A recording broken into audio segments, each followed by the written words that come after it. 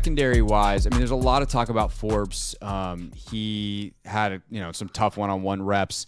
Kind of making their way. But like, just talk about that for a second? Yeah, and that's what I was going to say is like one-on-ones are designed for the offense to win, and especially the offense to win if they want to take a DB inside towards the middle of the field where there would typically be help. And every single one of everyone being like, oh, he got smoked. It's like, yeah, the dude ran a triple move where the quarterback would have been sacked and then ran to where the help would be. And also all those are in the red zone, like red zone one-on-ones. So like, yes, like it's just so frustrating when fans get all crazy about it. Because like red zone, you're going to run quarters, like red quarters all the time. So there's going to be a dude standing like right there. Like, if you want to run in, like, good luck. You're going to be dead. You know what I'm saying? Like, like, it just doesn't work that way. Like, go run in there. Fine. Get smoked by that guy. Get smoked by Foster or whoever, or Cam Curl.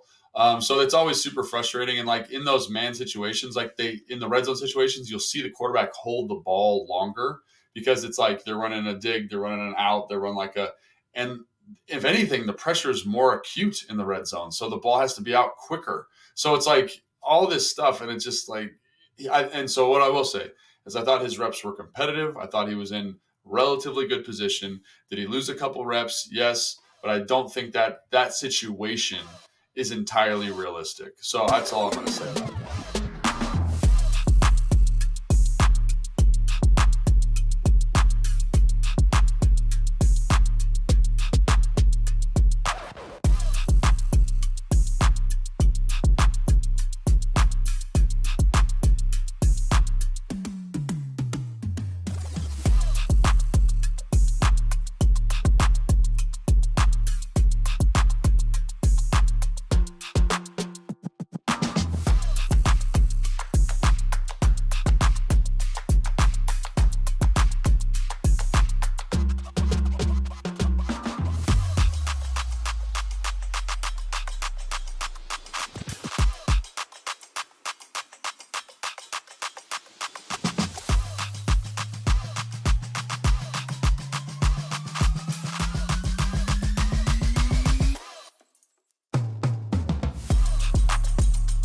Thinking about a rant today, and you want to know what?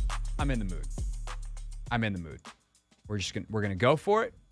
This is an unplanned rant. It's one I was trying to keep in my back pocket, but I'm just gonna go for it. Some of the comments that I read through and look, social media is accessible.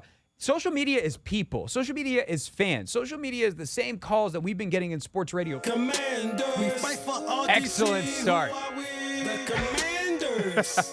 Commanders. It's the Hoffman Show on the Team 980, always live as well on the free Odyssey app. Anthony Haney there, Craig Hoffman here with you until 7:30 tonight. But we do have a bit of a different rundown to the show because at 6:30 we switch gears. Like on the stream on YouTube, we'll be switching and everything into take command mode. Which is funny because Logan's insight is on the show today, just not in the 6:30 to 7:30 portion of the show that we're calling the Take Command pregame show. That will be joined by JP Finlay at 7 o'clock. And other than that, it is us and you getting ready for Ravens and Commanders tonight. Can they end the streak? Doc Walker, Linnell Willingham coming up after us take you through the game. And I can tell you Doc is already here, reared up, fired up, ready to go. And he came in the studio right before the show started, and he goes, I just want to end this damn streak. I know it's crazy, but I'm crazy, and I want to end this damn streak. And I got to tell you, Anthony Haney, I said it on Friday. I was out ahead of the curve on this one. And I feel like this is very out of character for me because things like preseason wins don't matter to me. And really, it's a minor thing. But there's one team that during this streak the Ravens have played almost every year. One.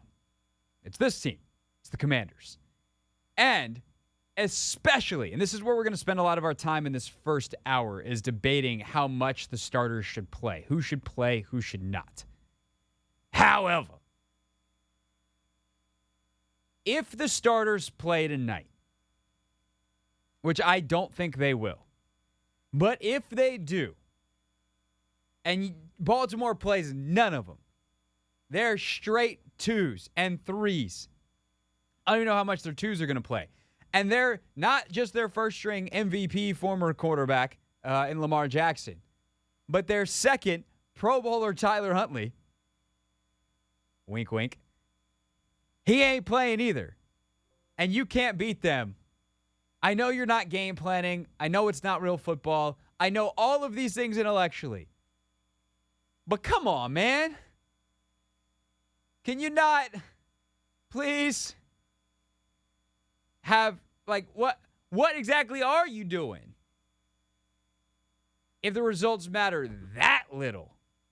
That's all I'm saying. Is that an unreasonable request, Anthony? Stranger things have happened, Craig. Because the same team we're playing tonight, they played last week, and they got the job done somehow, some way. So, yep. And it's not like they've played their starters throughout this entire thing. They never play. They literally never play. And yet, each and every week, they figure out how to get things done. And so, I don't know, man. I would say this is it's pretty frustrating that you just can't get this done. I don't know. I don't know why how does one build a preseason winning streak? But again, there's only so much it matters. There's only so much it matters, and the answer in terms of how much it actually matters is actually very little. Here's what does matter. What do you get out of it? And the worst thing that happened, like the most impactful thing that can happen in a preseason game is one of your main guys gets hurt. Which brings us to the story of the day, which is who's playing and who is not. I tend to think that none of the defensive starters should or could or will or should play. What did I just get done saying about who's playing for Baltimore? None of their starters. Right. So with John Allen banged up, Chase Young banged up, what is the point of Montez Sweat and Daron Payne and your linebackers in your secondary going out there and hopefully beating the crap out of Baltimore's 2s for 3 snaps, forcing a punt, and then going back to the sideline? What do they get out of that on the positive side? Are you going to send them back out there to do it again? You can send them back out there to do it again after that? They should just skunk this team because you're dealing with Josh Johnson, their third quarterback, or Anthony Brown, their fourth. No starting caliber players. If you just 3-and-out them even 4 times in a row, is there going to be some revelation in those 12 snaps that helps them get better or ready for the season in a way the joint practices didn't already? No. Could I make a case for a few guys here and there? An Emmanuel Forbes, a younger player, a Jamin Davis, still catching up, a Benjamin St. Juste because he missed one day of the joint practices? I could make individual cases. But there ain't no reason for Daron Payne to play tonight. There's definitely no reason for John Allen to play tonight. No reason for Montez Sweat to play tonight. None whatsoever. And by the way, they're in year 4 of the same exact system, which then brings us to the offensive side of the ball and whether or not Sam Howell and this offense should play, and you expose Terry and Jahan and all those guys to Baltimore's 2s for the sake of Sam and more reps in this new system. The problem is, or one of the problems is, you got 2 injured tackles and only 1 reliable backup tackle. Foster's done a nice job in camp as the second right tackle, but really, ideally, you don't want to put Sam Howell behind anybody but Leno, Wiley, or Lucas. And it inherently means you're not doing that. If you got both tackles out, now you're dealing with 2 backup tackles and some decent pass rush depth, guys that are hungry to make a roster by sacking Sam Howell for Baltimore. I tend to think that's a no-fly zone. Because here's the other big difference. In practice, Sam Howell gets a different colored jersey. That means you can't hit him. And in this preseason game, he gets the same jersey as everyone else, and he is allowed to get hit. So you're not going to face their ones. There's a higher injury risk, and that injury risk is even higher because you don't have your 2 starting tackles. And if you're not going to play Howell, you're obviously not playing the rest of these dudes. And again, it comes down to how many reps are you actually getting for them on the field? And I don't think it would be that many. Ideally, it's like a 8-play drive, and then you go back in, and it's like, all right, good job. Baseball cap on. You're done for the day, sirs. And at that point, what did you really get out of it? A little bit of a confidence boost that you really do know the offense? A little bit of experience? I just don't think it's worth it. So I know Ron has been saying, yeah, Sam's going to play, the offense is going to play, the starters are going to play. I'm not letting him play tonight. Anthony, do you agree? I do not agree. Ooh. I do not agree. Defensively, let's start there. Well, hold on. How about we save it? Okay. How about we save it? Okay. I'll hear Anthony's rebuttal next and yours at 301-230-0980. I don't think the starter should play at all tonight. That is where I have landed. It's not where I was a week ago, but circumstances change, information changes, and with new information comes a new conclusion. 301-230-0980. Take your calls. Who do you think has to play tonight? Who do you think absolutely should not have a helmet on their head tonight? 301-230-0980. Commanders, Ravens. We're getting you ready for it here on The Hoffman Show. Kevin Sheehan breaks down the burgundy and gold every day from 10 to 1 on the team. Oh, can you?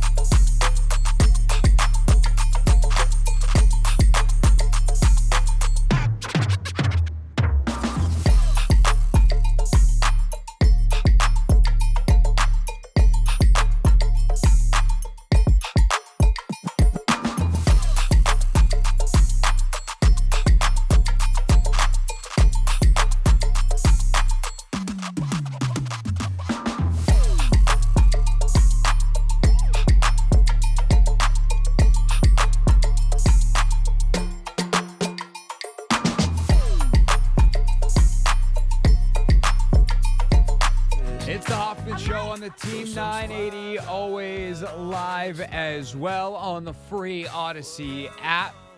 Who should play tonight?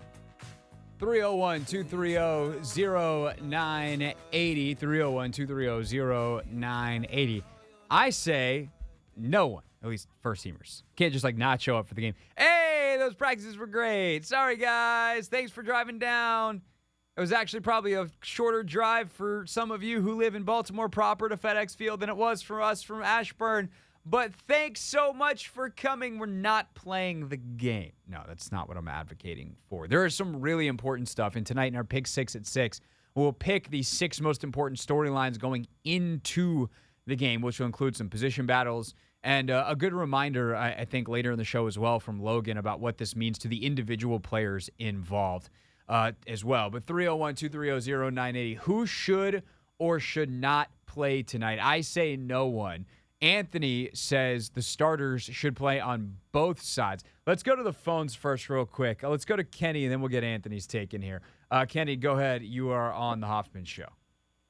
Okay, I'm watching. I'm concerned about. I'm watching the Giants. I know the Giants. James Jones is set. I think the offensive line should start. Howell should start. And linebackers.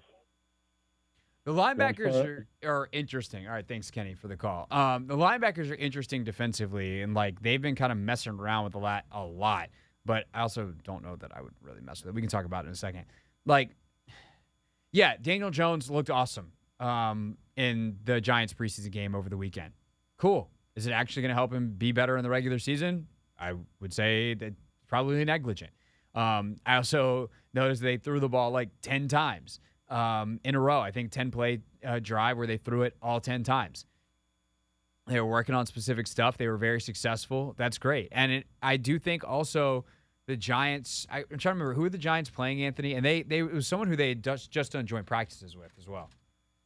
Giants preseason. They played the Lions. No, sorry, they played the Panthers. Who they definitely didn't do joints with because the Panthers did the joints with the Jets. Yeah. That was in Hard Knocks. Cool. I'm not saying playing in the preseason isn't valuable. But here's the thing, now that I see who it is and can get the fuller context, the Panthers were definitely playing their ones. Frank Reich has already come out and said he's probably going to play Bryce Young in the ones in the final preseason game as well. Because they need it. They're younger. They need that experience. And if you want to say that same thing for Sam Howell, fine, I'll hear you. But what's the risk reward behind a banged up offensive line? Because you're not playing Leno because he's banged up, and you're not playing Wiley because he's banged up. So if it was a regular season, those guys would be going. These aren't long-term concerns, but that affects the calculation in a major way. But Anthony, you think a lot of these guys should play? Defensively, I definitely think they should play. Because guess what, Craig? We got to remember, last week when we played the Browns, they had a lot of people not playing. Amari Cooper didn't play. Batonio didn't play. So they were without a lot of starters. Nick Chubb also didn't play. And the Browns marched right down the field against our starting defense. Marched down. Granted, we did, prevent them from scoring. But it's just more so us getting off to another slow start. Jack Del Rio talked about in his presser. We got to make sure we don't get off to a slow start. And them marching straight down the field did not sit well for me. So I think they just need to go out there and, get more reps or, get. But they just think of how many reps they just got in practice. I understand that. They probably got 40 to 50 reps between the 2 days, the starters. Yeah. Ones-on-ones. So you're telling me that 8 to 12 reps in a game, because you're now all of a sudden all wearing game jerseys and pads, and there's fans in the stands, and you're at FedEx Field as opposed to on the practice fields of Owings Mills, is going to be the difference in being ready for week one and not. But Craig, last week when we played the Browns. Yeah. No, I remember that. Because I can tell you what's a bigger deal in terms of week one. Okay. If Montez Sweat gets kneecapped and then he's out for 6 weeks. I feel like that can happen in any game, though, Craig. But there's a risk reward to all of this. The reward of a joint practice, the reward of practice in general, is that you get good on good, you get ones on ones, you're working your best stuff. But in a preseason environment where coaches hold back, you're not game planning, you're not getting the opponent's best stuff, specifically tonight against Baltimore. You're not even getting their best players, nevertheless, their best plays. The upside is very, very limited. The downside is the same. The downside of injury is always going to be there. The question is, what's the risk-reward ratio? And the risk ratio, the risk side of that, stays exactly the same. The reward ratio comes down to next to nothing. And at that point, why? For what? Maybe for me, it's like a confidence thing where if you're going out there, you're dominating, like you can take this momentum into the regular season type of thing, as opposed to. But they've still got another week of practice. They've still got regular season practices. For sure. We're almost a full month from the regular season, which is crazy, by the way. This dead time is gonna suck. Obviously we got 53-man roster stuff next week. We'll obviously do our latest projection tomorrow on the show. But you're kind of preparing the young guys for this week to say, like, all right, hey, how do you handle it? You're gonna play a full game. How do you look? All that kind of stuff. But after that, man, like, they still got another couple of weeks for the regular season. So, again, like, is 8 snaps or 3 snaps or 10, 15, 20 snaps? Maybe at that point it's making a difference, but the only way they're getting 15 to 20 snaps is if things have gone poorly. And I think they had two pretty good days in Baltimore. I would just rest on that. The joint practices are a difference maker to me. What about offensively, though? Because you're not going to convince me defensively, especially because, by the way, remember, John and Chase are definitely out tonight. Yeah. If John Allen sees a football field between now and like the Wednesday before the season, then I don't want to say everyone should be fired because that's a dumb sports radio hot takey thing that sports radio hosts do that I refuse to take part in.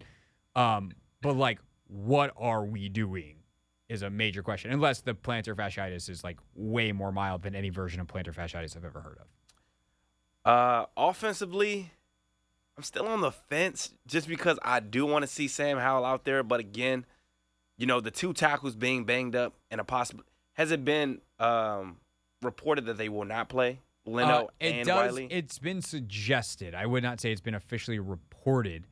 And maybe they go to Leno and they're like, look, dude, or Wiley, and they're like, hey, man, how's your calf feeling? Because he apparently got kicked in the calf late last week. And they go, hey, man, how are you feeling? And it's like, I'm not 100%, but I'm pretty good. If it's a regular season game, I could play. And they go, can we get you to play 2 series?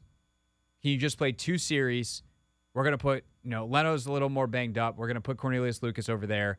And we need to get 2 series out of Sam tonight. And we need you to suck it up for the team. And he goes, yeah, man. Because he's an offensive lineman, and that's what offensive linemen do. Mm-hmm. I'm not ruling that out as a possibility. But I do think that again, it's what's the upside? You've just seen the best that Baltimore has to offer you for 2 straight days at joint practice. What are you getting out of a game against their seconds that you didn't get out of the joint practices against their first teamers? And if that's the risk-reward calculation, I come down on it's not really worth it to play. And by the way, this isn't just something that, Craig Hoffman, radio host, thinks he's so smart. John Harbaugh's not playing anybody. Many NFL coaches approach this. New England did this with Brady forever. Brady didn't play in a preseason game for like a decade. But you got people like Aaron Rodgers that was playing in the preseason. He hasn't played in one since like 2018. I mean, it's been some years, but into his mid-30s, though, Craig. Sam Howell's 24, 25. He's young. I think it is far more likely and far more beneficial for Sam Howell to play tonight than anybody on that defense because of the uniqueness of quarterback. Yep. But it's also more risky because if you blow a blitz protection and linebacker whatever, linebacker Mick, I'm trying to make the team, comes up and blows up Sam Howell because he's not wearing the yellow jersey and he's out for 4 weeks with a concussion, what's that show going to be like tomorrow? Named starter on Friday, doesn't actually start regular season opener. Is that what we want here? And like, I don't if want he doesn't- nobody to get injured, Craig. Of course. I don't. Of course. But that's a part of the game they play. I'm not But gonna say we. but like, what is the actual tangible benefit of him going out and playing? And that's the question you have to ask. And I just don't think, because you're not actually seeing a whole lot, because preseason games are so watered down, and this one is extra super watered down because of Baltimore's personnel choices, that there's actually any tangible upside. 301-230-0980.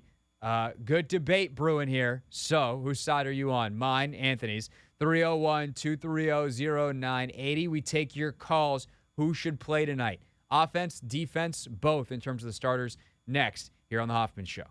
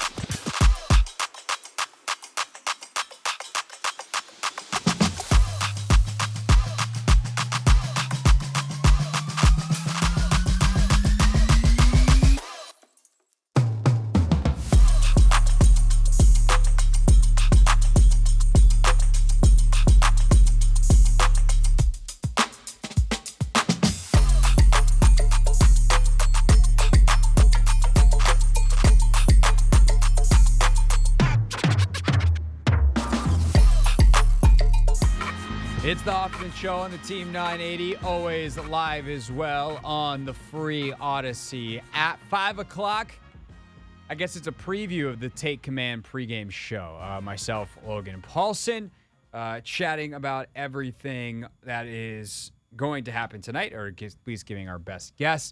What else happened this weekend? A crazy amount of sports. Like, we went through this midsummer dead period where just nothing was going on, and now just everything came back this weekend, or almost everything, and it was super fun. There was all kinds of stuff. It was one of those Sundays, Anthony, where I started on one thing, and then that finished, and I clicked over to the next thing, and then I clicked over to the next thing and the next thing. Then I had to wait a long time because that thing was the tennis match between Novak Djokovic and Carlos Alcaraz that took damn near 4 hours. In three sets. Yeah. I watched almost the entire thing. Which is crazy. That long of a game just for 3 sets. Yeah, it was nuts. It was legitimately one of the best tennis matches I've ever seen. There's soccer stuff, like incredible. By the way, I wish I could figure out how to get AC Milan on that television because Christian Pulisic is in the starting lineup for AC Milan today as he makes his debut. So a ton of stuff happening. What else happened this weekend? 4:45, back to Commanders-Ravens at 5 o'clock with Logan. But Anthony, what happened to all the callers? There were some people on the line. Did they not want to step up and chat? I'm not sure what happened, but I know one of the callers did say the starter should play, so he was over here. But his reasoning was to sell tickets. I think it's a little late for that. I did say that, though. Didn't I say that on Friday? Last week. Yeah, you said it on Friday. I was like, if the starters are going to play, Ron should be like, hey, the starters are going to play. You should come out and see Sam Howell. For the okie doke? Yeah. But then his tackles got banged up. Say sorry that you bought the tickets. You were saying, though, I'm actually super curious about the atmosphere tonight. Obviously, I won't be able to be out there because our shows will run until 7:30 tonight. Mm-hmm. Kick off at 8. It's not going to work. But a lot of your boys were considering going, and the group chat was popping. Yes. We should have a segment with like an opener and everything just called The Group Chat Be Popping. And whatever's happening in the group chat, we just bring it to the radio. No, at least the discussion. Maybe not exactly what's happening in the group chat. That's not fair to the group chat. Yeah, some of my guys were so there's a Goodman League street ball DC. Mm-hmm. In Berry Farms. There's a championship tonight, but then there's also the Commanders game, and everybody was talking about going to the Commanders game over the Goodman League game, which surprised me a little bit because I'm not going to the game, but I think I'll be at the Goodman League game, which is crazy. But, yeah, they were talking about the ticket prices only being about $25, and you can't beat that. Again, it is, a professional NFL team that you're going to watch. So $25 sounds just good to me. I wonder if that's like a Josh Harris special where they're like, hey, man, we're just not going to jack up the prices. Or whether, sometimes you get games cheap because nobody's planning on going. Yep. But it does feel like people are actually going to this game tonight. Like, I know one of the callers to B. Mitch in Finlay today was trying to get there at like 2 o'clock, and they don't even open the gates to tailgate until 3. Dang. But, like, every time there's been a chance to show up with new ownership, this fan base has showed up and showed out. So we'll take calls on this too, 301-230-0980. But like the atmosphere tonight is going to be pretty interesting. It is still Monday Night Football. Like Buck and Aikman are going to be there and the whole deal. Lisa Salters will be on the sideline. I wonder if Monday Night Countdown is going to be from the stadium. At least part of it, because they just announced today officially, this has been reported previously, but ESPN announced that Van Pelt's now anchoring Monday Night Countdown. Obviously, He's DC-based. So you got Van Pelt, Ryan Clark. It's very Commanders-centric, too, by the way, Washington football history, because it's Van Pelt, Ryan Clark, RG3, contributors included Alex Smith. Like, dang.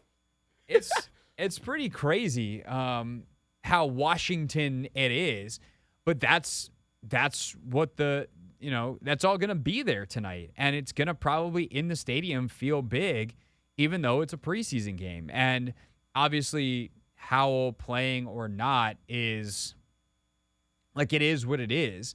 At that point, like, I don't think we're going to know till right before the game.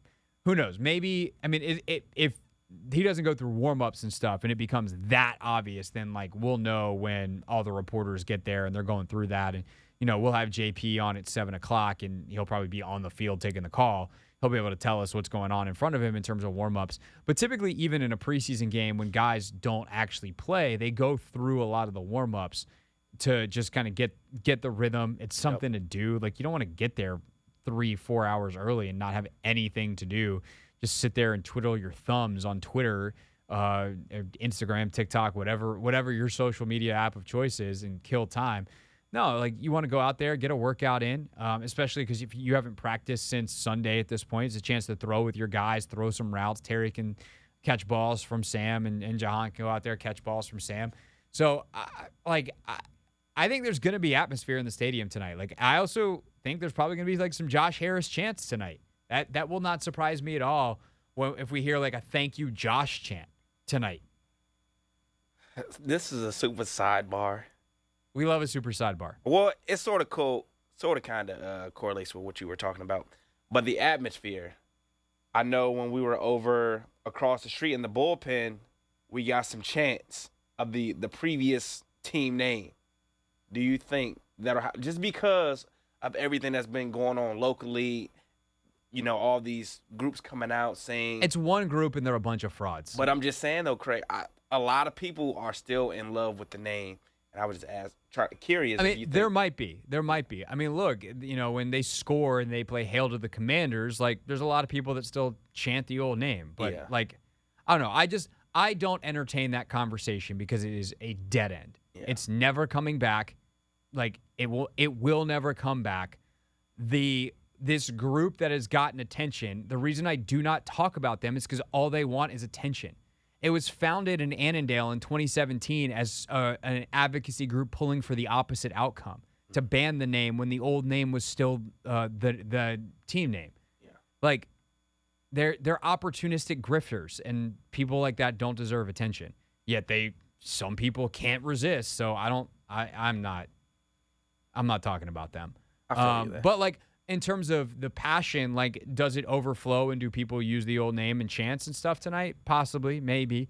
But I think over time, like, that's also just going to dissipate because there's going to be, like, what I hope tonight actually is you know, some of the younger fans that feel like, okay, now we can go to games. Like, all we've known our entire lives because we're 20 years old is bad football and Dan Snyder.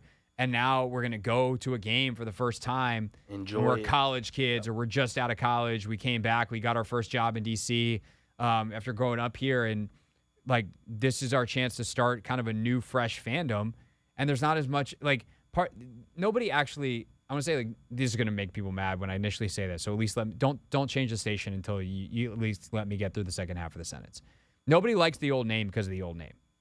Except for, like, some very specific people who it's part of a larger culture war, right? People like the old name because it's tied to nostalgia and memories.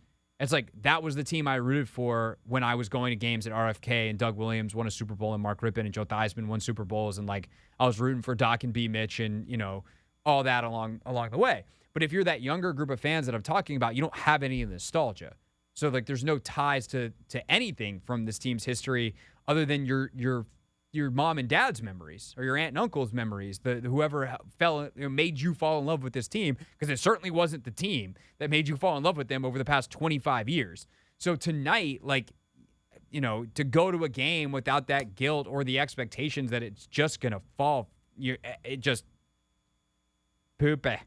Like, that's great. And to go to a game and enjoy it and to feel light, to feel free, no matter the outcome, no matter who plays, just like, go and have a good time in an NFL game. Like, that's, if I was 20 years old living in D.C. and had a job that got done at 5 o'clock, I would 100% consider going to this game tonight. Yep. For those reasons, that it's going to be light, fun, football, have a brewski or two if you want to. Enjoy a Monday night. Yep. And, you know, hope the traffic doesn't blow on the Beltway going back home. Good luck with that part.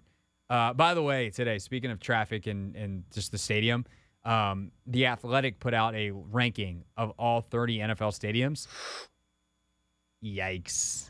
Dead last for FedEx Field. I want to go through that list, though, because I've been to like half of them.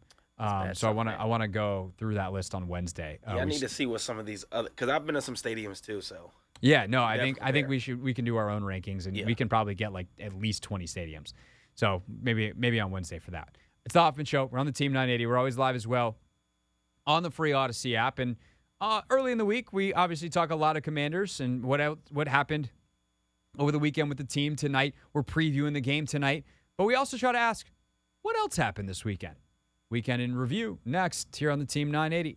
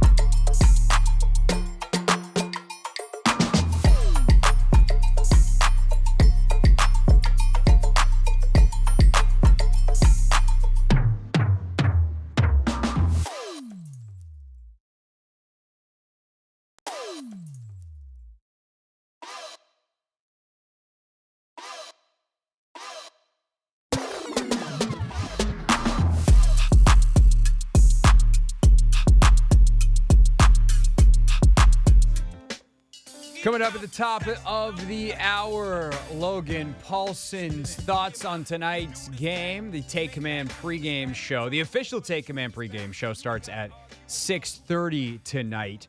JP Finlay will join us at 7. Right now, though, time for a look at what else happened this weekend. And Anthony, there's some high-quality sportsing this weekend. Too much. Just some truly excellent sportsing this weekend. You got World Championships, track and field. Yep. Ryan Krauser, dude had blood clots in his calf, and was like, I'll go. Goes and I think, did he set a world record? I think it was a world championship record. I think it was a meet record, not an actual world record in the shot put. But just destroys the competition in the shot put. American takes his gold back home from Budapest. So that was fun.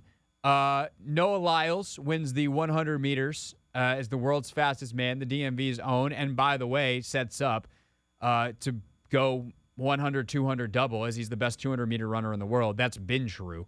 So can he become the first guy to double since Usain Bolt? Usain Bolt, the fastest man alive. That was 2015. Yeah, so it's been a second. But yeah, Noah Lyles wins the 100. And did you see who won the women's 100 just moments ago? Sha'Carri Richardson. Yes, sir. Finally gets her her World Championship gold. Obviously, last year was the favorite going into the 100 at Worlds, but gets suspended right before, rather infamously. But she gets the World Championship gold a year out from the Paris Olympics. Crazy mix. Did you watch the mixed 4x4?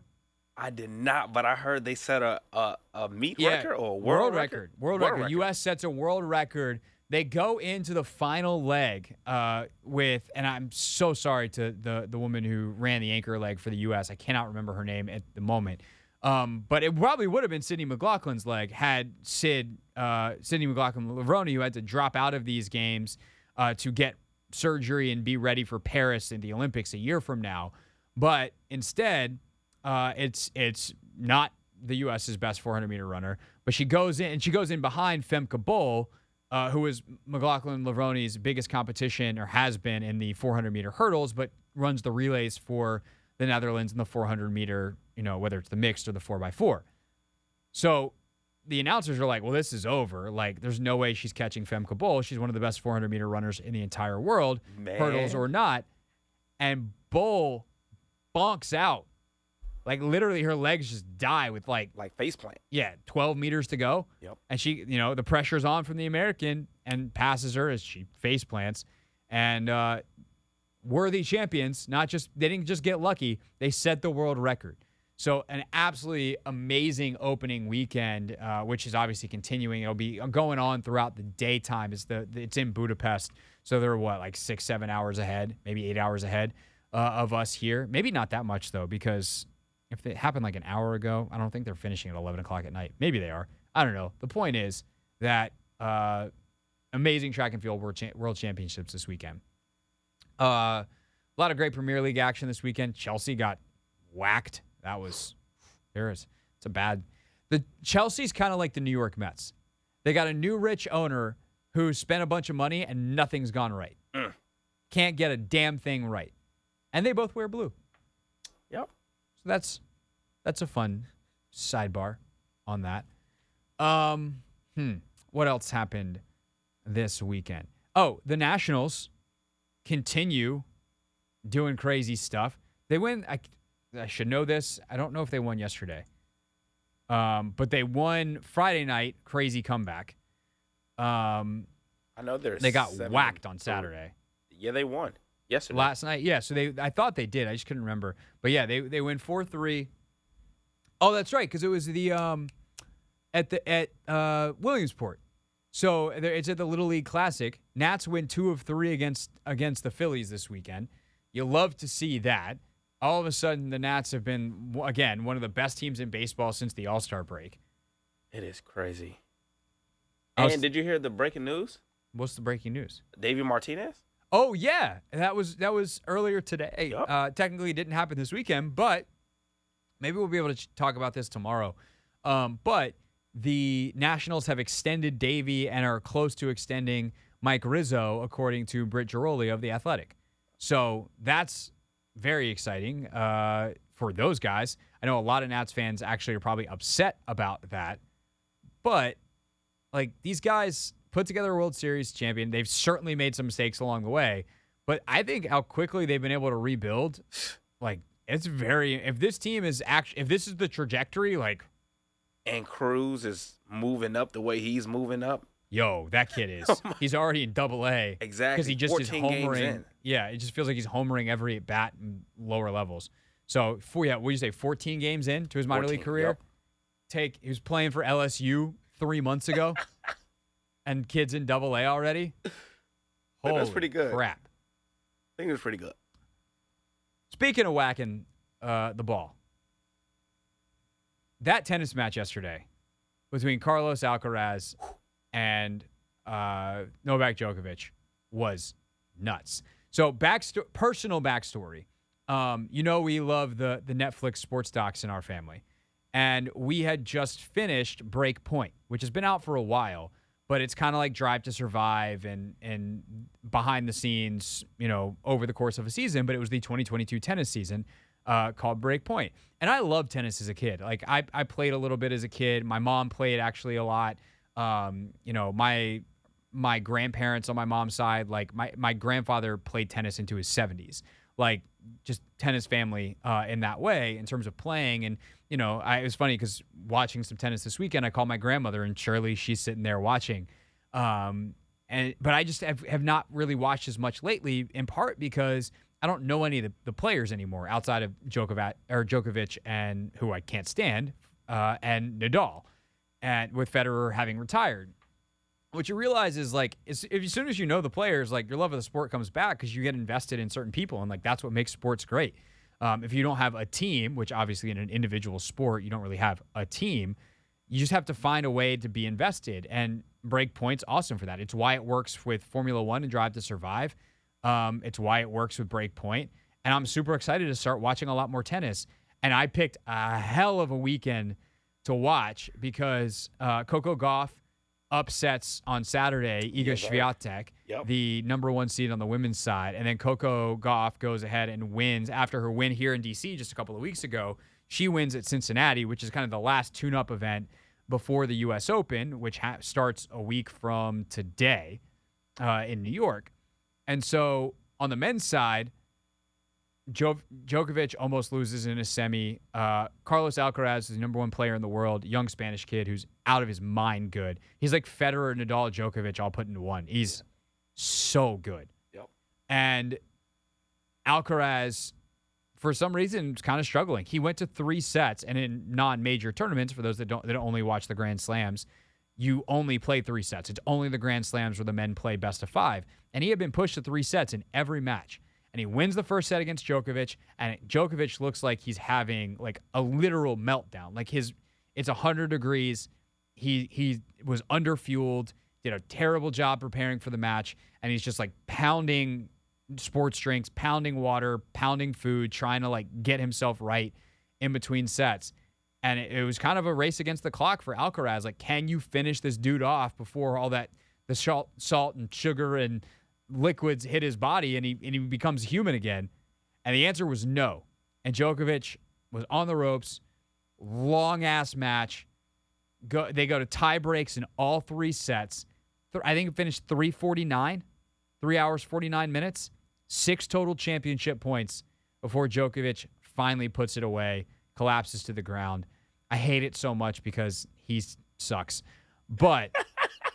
As just from purely an athletic standpoint, a like competitor, like respect off the charts, man. Gracious. Like the way he battled, and there's some times you just look at. You ever done a really hard workout and then your eyes just like sink back into your head, and you just look at yourself in the mirror and you're like, "Yo, I just went through some stuff." Mm-hmm. That's how he looked in the middle of the second set, and he just didn't quit. And he just found a way. And, like, the strategy mix-up was great. And it's just, it was so good. And I'm so happy. It's one of those things where I'm like, I'm watching this on the Tennis Channel on a Sunday afternoon. Am I the only one watching this? And then I go on Twitter, and my whole timeline is, like, people going, this match is crazy. Yeah. It was awesome, man. I'm so pumped for the U.S. Open now. I'm mad I missed it. I didn't know that. I saw the tweets after he won. I didn't get onto Twitter until after he won, so I was a little upset I was occupied with Madden pretty much all yesterday. So Yeah, I downloaded Madden this weekend too. Oh, we can play, Craig. Yeah, I played. I actually Commanders Ravens. I played a quick just exhibition this morning. Commanders won 14-7. Okay.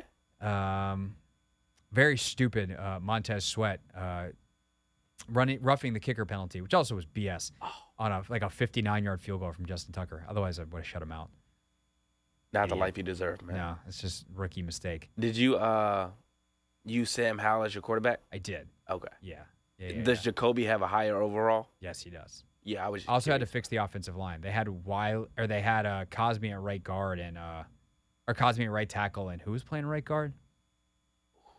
I don't remember. I think it was honestly it was Braden Daniels, and I was like, wow, not accurate. Yeah. So I had to shift some things around on the old O line, but made some things happen. That's good. I don't know. I'm ready to play. Someone played as much as you quite yet, but we can find out. We can play. I'm gonna play Darius. I think tonight. Okay. I just found out he got it. So. All right, we can try to play later this week and just see how bad. Anticipate absolutely destroying me. All right. You're like, all right, I can get behind that. Yeah. We'll figure that out. If I can figure out how to stream it, maybe we'll do that too. I know how to stream. Okay. All right. We'll figure that out. All right. It's the Hoffman Show. We're on the Team 980. We're always live as well on the free Odyssey app. That is what else happened this weekend. As for tonight, Commanders, Ravens, not on Madden, the real thing. Let's get you ready for it with Logan Paulsen next.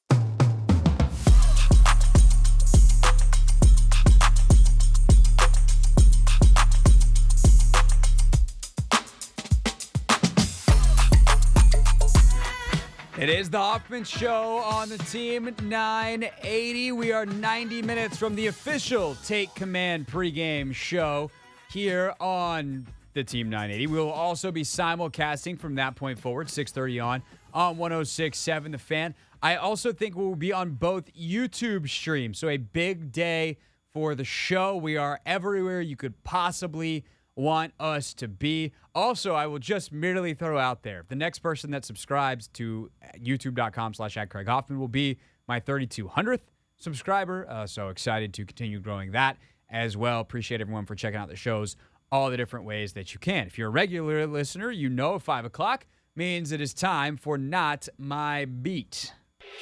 Today's top story from the perspective of someone who's there. You are looking live. This just in. Not My Beat. Today, we give you a bit of Take Command. We could, I guess, play this to open the Take Command pregame show at 6:30. That would have been, I guess, a smart way to do it. But we're just gonna play it right now. Take Command podcast to do with myself and Logan Paulsen. You can listen to it anywhere you get your podcasts. You can watch full episodes, youtube.com/@1067 The Fan. And for our full breakdown of tonight's game, Commanders and Ravens, you can just keep listening or watching right now. It's time to take command. It's time to take command with former NFL tight end Logan Paulsen and former Commanders beat reporter Craig Hoffman. All right, Logan, you know what we could call this on a game day, you know? What could we call it? The Take Command pregame show. The Take Command pregame show, which is a thing now, right? Yeah, I don't know whether we're officially calling it that, but we might as well, Yeah. as you and I back for pregame for another season coming up, starting the regular season. So we're just getting our warm-up on now. But it's a really interesting game tonight. Commanders, Ravens, of course. Ravens riding this like 20 million game preseason winning streak. We already know they're not going to play their starters. Technically the first game at FedEx Field of the Josh Harris era. So I'm very curious to see kind of what the fan reaction, the environment is tonight. But in terms of the actual football, I think the biggest question is obviously in a preseason game, who plays and who doesn't. And it's complicated by some injuries. Let's start defensively. I think this is a little bit easier in terms of the decision-making, a little bit simpler. I just really wouldn't play that many guys tonight. And you've got John Allen now dealing with this plantar fasciitis. This is year 4 of the system. There's a couple new pieces. If you wanted to get Forbes some reps, like fine. But ultimately, you've got a bunch of guys that know what they're doing, that have had a good camp. They're on track. And they're not going to face Lamar Jackson in the ones, nor are they even going to face Tyler Huntley because Huntley is out as well. So you're facing a third-string quarterback. I don't know how much that game readiness that gives you. I'd probably just sit the defensive starters tonight if I was Rivera and Jack Del Rio. Yeah, I mean, that's the thing about this game and coming up a joint practice. I think that's so important is like most teams use joint practices so they don't have to play their starters in the preseason game. And, Ron came out very early and said, Sam's going to play or the offense is going to play. We're going to play our starters kind of as a general kind of catch-all blanket term. And I thought to myself, like, that's unusual, and then for Baltimore to kind of come out and follow the script with regards to joint practice and say, hey, our starters aren't going to play. I think that should change some of the parameters for Ron in conjunction with the injuries, like you were saying. So, does the defense need to play against, whoever's playing for the quarterback, number 17? What's his name? He's been Josh around. Johnson, Josh who's Johnson. played for 14 NFL teams and 3 non-NFL teams in his career. Right. So, I don't think they need to play. I think they've shown everything they need to see. I thought that second day in Baltimore was a really good day for the defense. So ride that. You know what I'm saying? Like, you've got some good backups and, Casey Toohill, James Smith-Williams, those guys, the backup linebackers, like get some file on those guys. You need file on those guys anyway. You're trying to build the roster, specifically that starting defensive line, like who's going to be here, quite frankly, like none of those 4 guys are going to get cut. So get them out there or get them off the field, let them be healthy. And then I think a lot of guys in the back end too. Maybe you want to see Forbes for a series, maybe because he's a young guy, maybe Forrest because he's a young guy, but like Cam, I don't need to see Cam. I don't need to see Kendall. And I think the great thing is you've got good depth. Like Benjamin St. Juste gets some work at the outside if you need him to. Again, you might feel good about him and what he's shown at the nickel spot, but I generally think like you take out – I would think a lot of those guys don't need to play. The only reason you're thinking about Sam playing is because he's a rookie, and then you kind of get into this weird like, oh, he's a rookie, the whole offense needs to play because he's the starting quarterback type thing. But Right. I think when you look at historically with regards to joint practices into a preseason game, most teams don't play their starters. Right. Quickly, like 10 to 15 seconds at most on a couple of guys on defense. Should they play or not? Kind of figuring out where the line is. Sure. Yeah. Forbes is the most interesting one. He's a first-round pick. He's had a good camp. Would you play him at all? I mean, I would think about it. You know, I maybe even go ask him and be like, hey, man, do you want to do it? You know, like, do you feel like you need it? And I talk to the coach. If I'm Ron, obviously, and I'd be like, I talk to his position coach. It's like, where do you think he's at? And if he says he's good, I might ask Forbes, hey, do you want to play? You get a series? And if he's like, yeah, you get a series. If you say no series, get out of there and leave it up to the player's discretion. And again, he's probably he's probably the funniest one, right? Because he's really good and because he's been good and because he's a first round pick. But I think I could see an argument for him playing, but either way, I don't think he's going to play a lot. Yeah, no, 100%. All right. James Smith-Williams, Casey Tuo, I'm going to lump them together. Like, and F.A. Obata, like, do you play those guys because you're not playing your starters and you don't want to have your third and fourth stringers play the entire game? You don't want to put that on them, injury risk for them. You want to buy them a little bit of time? Or do you just go like, we know who these guys are too. We don't need to. I think you could. I mean, like in a real, like, you know, me and you having coffee, like objectively, like free from the parameters and structures of the NFL, we could be like, yeah, they don't need to play. But there's something weird about it. Like the starters aren't playing, the backups need to play. And you know, like I've been Casey Tuhill, James Smith-Williams a lot in my career, and it's not fun and it kind of sucks because you're like, man, I'm being exposed to injury. Like they're not even playing their good guys. Like, why am I playing? But that's part of the deal, you know, like you need the depth on the day because like, let's say one of those young guys gets hurt, like you were saying, like someone needs to play. So I'd almost rather play, you know, come off the field at those young guys play. So at least I'm like warmed up and ready to go. So it's less than ideal for like those, like, you know, David Mayo, for example. Like everyone knows David Mayo is going to make the team, but he's probably going to play the whole game, you know, and that's sucks for him. So it's just it's one of those things with preseason that kind of makes people have like an icky feeling in their stomach. It's like, sorry, bros, you got to play. So you know, sorry, bros, you got to play. Yeah. If we did like quotes from the podcast as episode titles, that would be the episode title of our chat today. I think linebacker's super interesting. I wonder if they play Jamin because he's kind of been floating between starter, backup. That one's going to be interesting to watch. He's been playing really well. Like he's been playing so. I will say, like to your point though, he had like one rough day in Baltimore, so maybe you let him out there for a series. Yeah. But well, it's also just they've been mixing and matching him so much. Like true. I don't know exactly where he is on the depth chart. Like I'm pretty sure he's like the solidified starter, but like you know, what packages, you know, and whatever. I think with James specifically, since he's been playing more of that 3 technique, giving him some game reps there could be interesting as well. He hasn't done a lot of that in his career, if any, before this year. So that's an interesting thing to watch, not just if he plays, but where he lines up tonight. Beyond that, like you get into the depth stuff, you know, BSJ is another interesting one because he missed one of the days in Baltimore. Do you want to get him some reps? But I would say I'd probably err on the side of caution with him, especially given his injury history. I wouldn't expose him.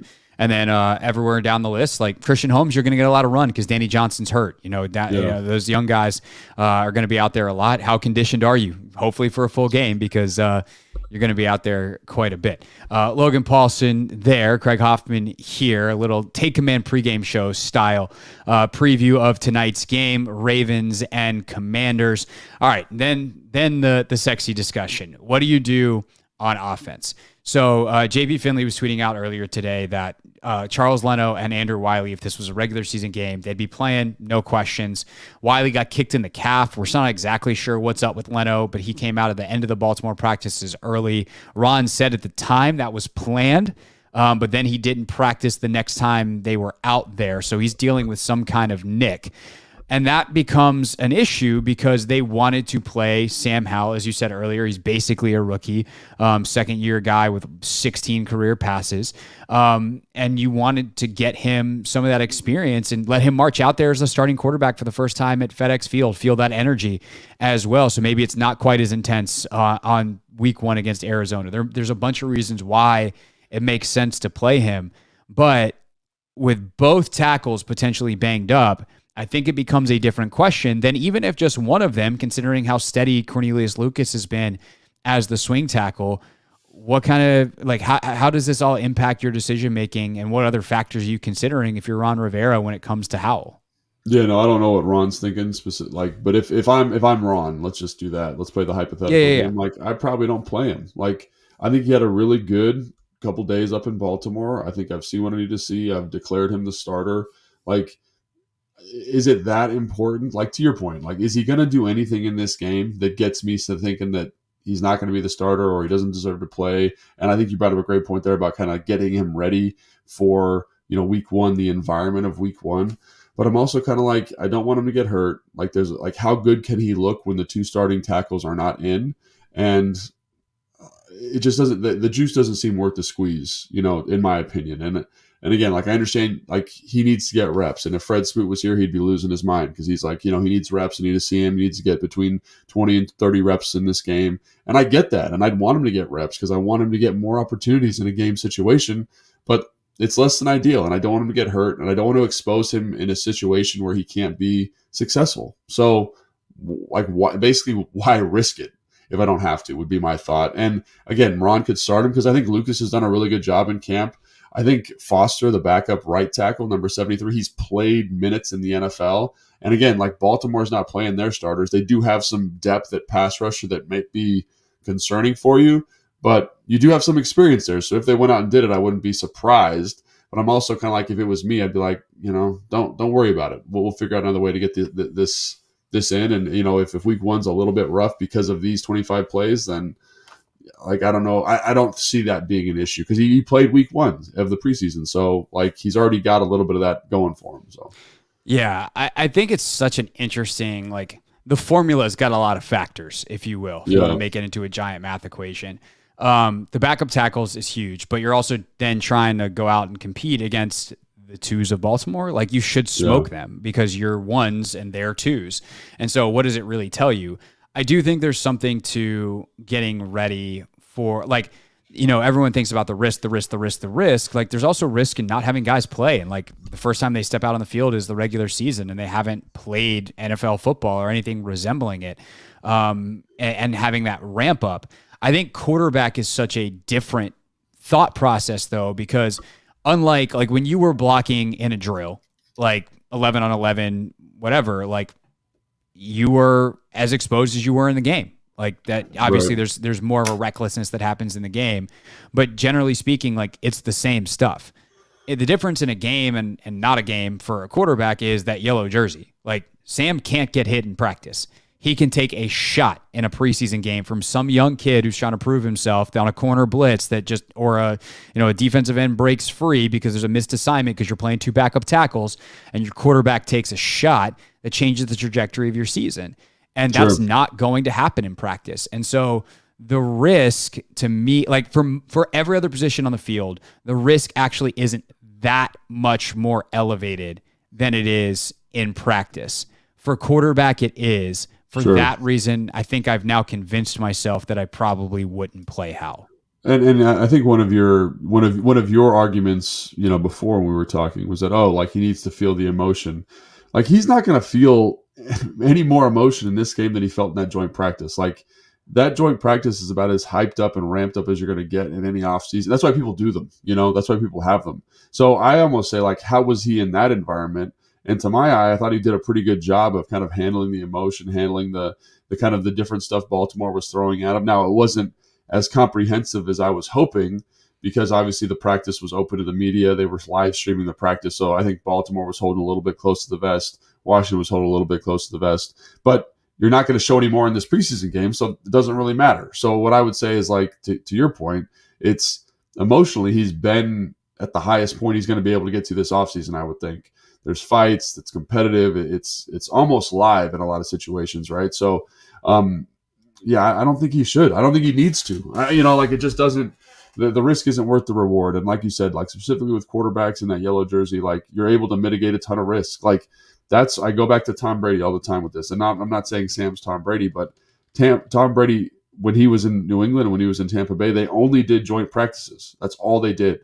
So he never had to play in a preseason game. Right. And so, like, right now, because you're mitigating injury risk, but you're exposing them to as much of that defense as you possibly can, and you're exposing them to a very high level of competition in situational football, which is great. So I would say that with the 2 tackles out, because you're not only exposing him, but you're exposing like Jahan and Terry and Curtis kind of unnecessarily for a level of competition that they should dominate. And it's like, just seems like a no-win scenario if he does play. Let's say they go out and they do play, they beat the 2s up pretty bad. It's like, well, they beat the 2s up. Let's say the 2s for Baltimore do a good job. And it's like, oh, the offense doesn't look very good. It's a no-win. You're exposing them to injury. It's the emotion of the day. I know that's important, but it's not as important as what they got from Baltimore in the joint practices. So if I was Ron, and again, I don't know what Ron's going to do and what EB's going to do. I'm sure EB wants those guys to play, but I'd probably be like, hey man, we'll find a different way to get this stimulus and mitigate some of this risk. Yeah, no, I agree with you on that. I think from the emotional standpoint, what I might do is tell him he's starting and then be right before the game, be like, never mind. You get him. Dude, I would hate you. Players would hate you. Why would you do that? Don't do that. Because I've heard of coaches doing this before. It's terrible. I know. I hate those because coaches. That's awful. You go through the pregame.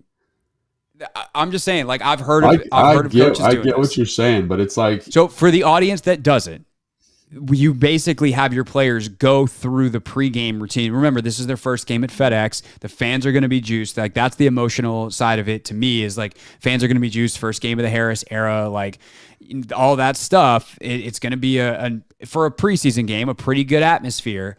And then at the last second, you're like, hey, y'all are good. Like you went through the whole thing, got your warm up in, you went through your routine. You mentally felt what it felt like, and then we're not going to expose you to any hits.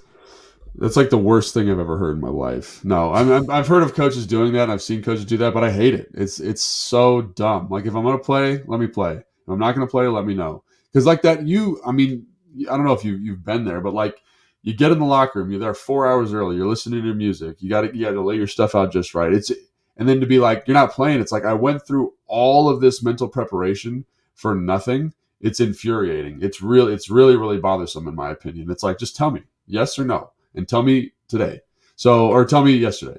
So I don't know, like that just, I get what you're trying to do there, but I feel like that's for for what? Like for what? He's played in a preseason game. He's played the game in the NFL, albeit it was like the last game of the year last year. Like, I don't think we need to do all of this kind of psychoanalyzing of the quarterback. If you want him to play, shoot, let him play. You know what I mean? If you don't want him to play, don't worry about it. Don't mind trick the kid into whatever like try to pawn this thing up. I think I hate that as a player. I hate that. And maybe coaches like it, but coaches, if you're listening, players hate that. Don't do that. It'd be like if you had this really hard workout written out for one of your clients, like an impossible workout, and you're like, get your mind right, put yourself through the warm up. And then they go through it and they kind of get themselves to the place mentally where they need to be. And you're like, we're not going to do that. And it's like, I did all of this work to get myself there, and you're just going to pull the rug out from under me. Like, dude, if you did that to me, Craig, I might fight you right there on the spot, like for real. I do not want to fight you. Two, I get what you're saying. I'm just proposing that this is something coaches do specifically in this kind of scenario because they want their players to go through that mental process and know what it feels like to get to the game and see where they are emotionally and be like, are you in a place where you actually are ready to play? And then it doesn't really matter if you do or not, because I wanted the emotional gut check. And I tend to agree with you that these are adults, and some of the psychoanalysis, psychology, faux psychology, really, that coaches do in the NFL is so dumb and so silly. And if they just treated the players like adults all the time, then you'd be a better league. But this is stuff that happens. And so I think also part of it though is that, like, in my exposure to Sam and in watching Sam and in like what people have told me about Sam, like when you're around the team, it's like he's very mature. So if he's very mature and he's earned that respect, like obviously there's guys like that I've played with in my career that are not mature football players and they need something else. You as a coach, you need to see something else from them. And so in those situations, I'm like, maybe that's fine. I'd still be mad, but I kind of get it a little bit more. But here's a guy who's like literally checked every kind of professional box for you over the last 6 months. So why am I going to play this like trick on him for what? Like, what am I going to glean from this? What is he going to glean from this? He's shown that the moment's not too big for him. Like, he's shown that, I think. So why mess with it? If you want him to play, have him play. I think Lucas will do a great job. I think Foster has done a great job in practice. Obviously, he's not as good as Wiley or Leno or Lucas, but he's a good football player who's got NFL experience. Like, if you want to do it, let's let it run. But if not, let's not be tricky about it. Like, he's earned that from the staff, I think. Yeah. All right. Who actually does have something to prove tonight? Like, who are the guys that are gonna play? So obviously not ones. Although, I also do wonder, like, they can mix and match O-line whether Sam's playing or not. Like, yeah. I'd play Sadiq tonight. Yeah, I'd play I would. Chris Paul tonight. Obviously, he's technically a 2, but like, I want to see those two in game action. And they've done a good job, but I want to see more of them. Yeah, because those guys are like O-line's a funny position. Like, you need a lot of reps and a lot of time on task, and so why not? Like, Baltimore's got great defensive line depth. Let's see how you handle it. Let's see how you look. So I totally agree with that. Yeah, so I would want to see those guys, but beyond those two, who's got a lot to prove tonight? I mean, this is going to sound crazy, but I do think like everybody who's going to play in this game has something to prove. Now, sure, I think I think this is important. I think I've mentioned this before, but like, I've been a part of teams where before the second preseason game started, this was when there were 4 preseason games. You could tell who was going to make the team and who wasn't going to make the team. Like, there was approximately 44, 45 guys who you could tell just based on rep distribution, how guys like would get stuff and how they were treated in meetings, were going to make the team. So I think there's probably some semblance of that here. But I think, like, for example, you mentioned Casey Tuchel and James Smith-Williams. Like, I have the utmost respect for those guys. I think they're fantastic football players. I think they fill a nice need on this team. But if I'm them in their situation, which I've been in before, I just want to show the coaches, just give them one last data point saying, hey, man, like, this is why I deserve to be on the roster. And here's an opportunity for them to prove that. Now, that's a very different kind of environment than, let's say, like Ricky Stromberg, for example, who is trying to prove that he can play guard in the NFL level and deserves to be on the 53-man roster, active on game day. And what I mean by that is I think Ricky's done a great job at center. In the Baltimore practice, he did a great job at guard, right? But he's got to show me that he can be consistent with that if he's going to be that swing guard with Chris Paul on game day or whatever the situation is. So that's what I would say. Like, there's a gradient to this. Like, then there's a guy like Bryson Tremaine who is trying to show that he deserves to be on your practice squad and maybe a rotational guy if there's an injury at gunner. Like, that's kind of where you're at with this. And everybody that's why these preseason games I think are so compelling to watch. I know people get bored of them, but it's literally people auditioning for work, And so there's a couple guys there, Casimir Allen. Like, we could go through the whole roster damn near if you want. I don't know how much time we have, Craig, but this was not intended to be a full podcast length episode of a discussion, if you will. So I think the point is well taken. Yeah. It just depends on like what we're talking about. Are you talking for each individual? Yes, absolutely. It's enormous. I think the question that I was more thinking of the framing of like for the team, right? Like, sure. Yeah, your practice squad's important, but it's not as important as a guy who's going to play snaps for you this season. So like when I think of who's important for this season, like I go to that last receiver spot. I go to the Dax Milne, Kaz Allen, Marcus Kemp. Like who can any of those guys separate and prove that for whatever reason they belong on the roster? To me, that's super interesting. I look at a guy like Alex Arma. Can he continue to be great in his role and prove that, like, hey, this role has value and I'm the guy that gives it value? Sure. I think, Curtis Hodges at tight end, like, he's had a bad camp, all things considered. He's one of the few guys that I think his stock is lower now than it was. So I think, can he prove that he's worth having on this team, especially with Logan Thomas out? Like, hey, it would be really great for us if we could have another tight end we can rely on. Can you be that guy, or can one of the other tight ends step up? Like, to me, those are the kinds of guys that I'm definitely thinking about. And I think, another guy on the defensive side is Quan Martin, right? He has the rough first one. How does he bounce back? Not that even if he doesn't have a great game, like, I'm not writing Quan Martin off of it. I'm just curious to see, like, it's a bit more of a, hey, how much are we going to be able to trust you this year kind of thing, and a little bit, do you bounce back? How do you handle it? can the coaches like find the role that sets you up for success? So there's a lot, I think, from just the guys that are going to make it. Nevertheless, the perspective you gave of every player obviously has something to prove if they're out there. Yeah, and I think that's a great point. So, obviously, like the receiver spot, the O-line depth, or just places like we mentioned that with Stromberg. I think the corner depth, the safety depth, like how's that going to shake out? You mentioned Quan. He's like a really interesting variable there because he kind of like, where does he fit? The returner, I think preseason games are, talking with Santana, talking with B-Mitch, like if you're looking for a returner, like you don't know if they can do it until they do it in the preseason game. So like Kazmir Allen showed some flashes last week. Dax didn't get a return, but what if Dax has some good returns this week and Kaz struggles? Like, does that shift the tide in that battle? Does that definitively say, hey, Dax is the guy for this year and Kaz is a practice squad guy? So again, like to me, there's a ton of compelling storylines. Braden Daniels like had a pretty good game against Cleveland, and I think had a pretty good. I think you mentioned this. Not a lot of pass pro reps. So absolutely, like, can they throw the ball a little bit while he's in the game and see what he looks like? I totally agree because that's honestly like where he struggled. Like I think we all, we knew that he was closer as a run blocking player, but can he like turn that corner? And then like KJ Henry and Andre, right? Like that to me is one of the most compelling battles because right now, if you look at it just objectively, I think Dre's a little bit ahead of KJ, and KJ's a 5th round pick. So can you sneak KJ to practice squad? Like Chris Rodriguez, can he have another physical running performance? Like all that stuff is, I think, super, super interesting, especially with those young guys. And then I think kind of to stack on, like there's a couple of veterans, I think, like Tyler Larson had a fantastic game against Cleveland.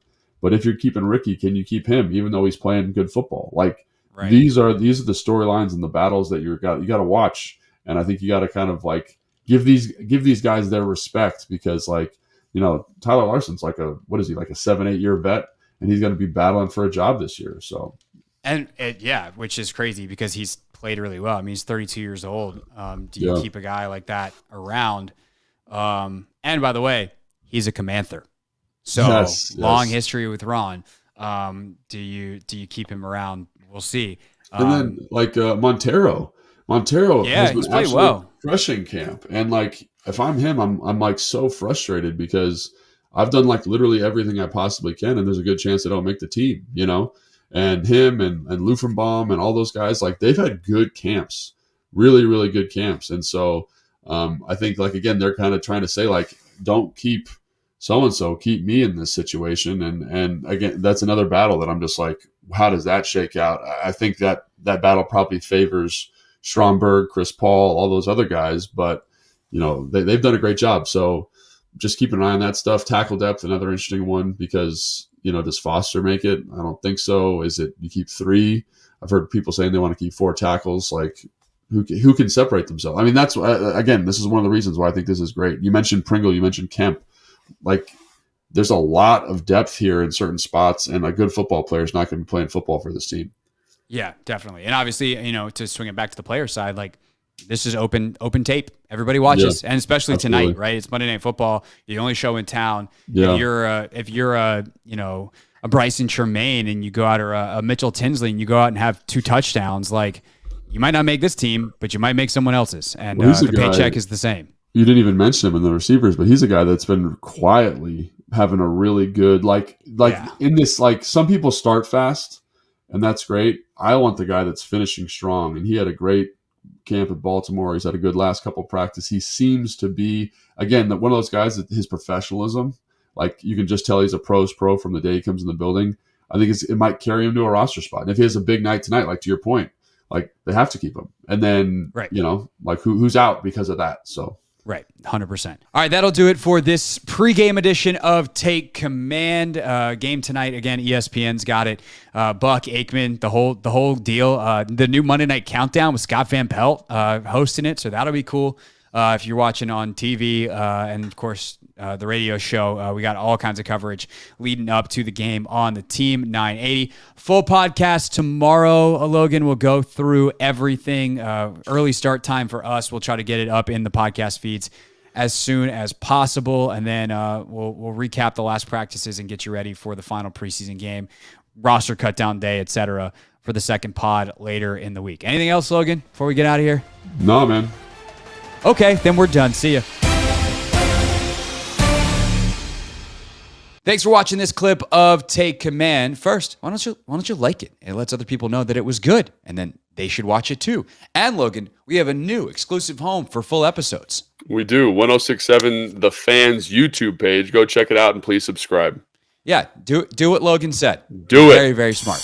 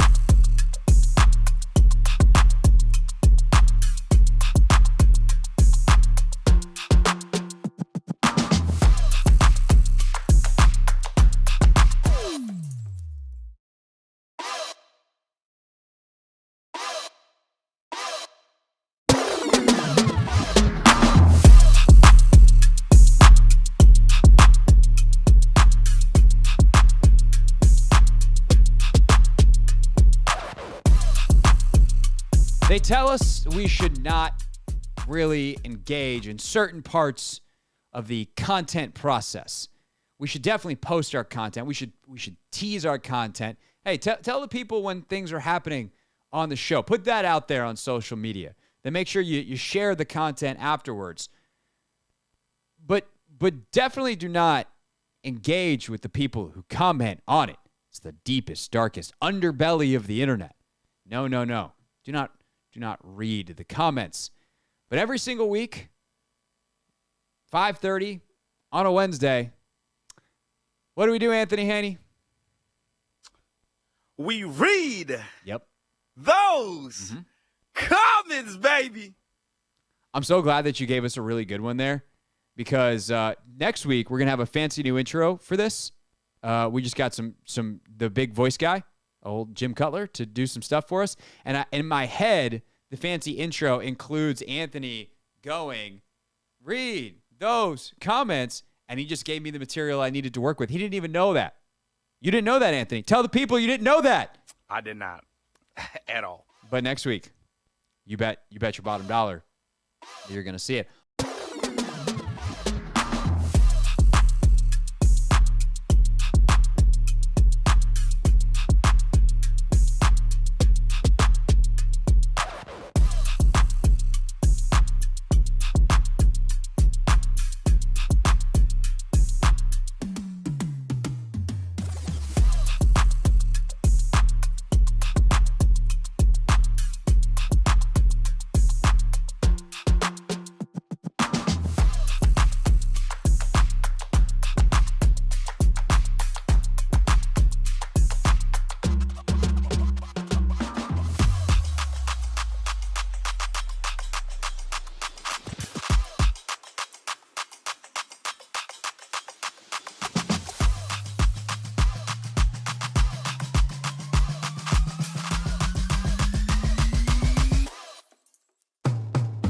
It's a running bit on the show, but also like an actual thing. I'm trying to learn French. My wife and I are going to Paris next year for the Olympics, so I'm trying to learn French. It's incredibly difficult. I'm very bad at it. Tips for someone learning French. You did the reverse. For people that don't know, you started as a French speaker, and I was reading on Wikipedia, so I don't know if it's true, but also Haitian Creole, first two languages, and then had to learn English, which I know is very, very difficult to learn when it's not your native language. French, English, they don't seem compatible. What's your tip for me as I try to learn French? I would say watch movies in French with English subtitles. That's what I did. I watched a lot of movies in French, but I had the English. No, I watched a lot of movies in English with the French subtitles. So like movies, music, it's kind of something that's like easy, like on the brain. It's not too much information, but you can still enjoy it, and you can see the conversation, because that's the hardest part. Learning like a little word, like to say like, hey, my name is this or whatever, that's easy. But holding a conversation, that's the hardest part. Yeah, right now I'm really just trying to master, like, I'm American, do you speak English? Because I think in Paris I can get away with that. Yeah, so je suis américain. Yeah. Et je ne parle pas français. See, even the way you said that is not the way Duolingo says to say that. So I'll just have to come back to my new French tutor, Benjamin Sejus. BSJ, I appreciate it. Thank you, man. Sure.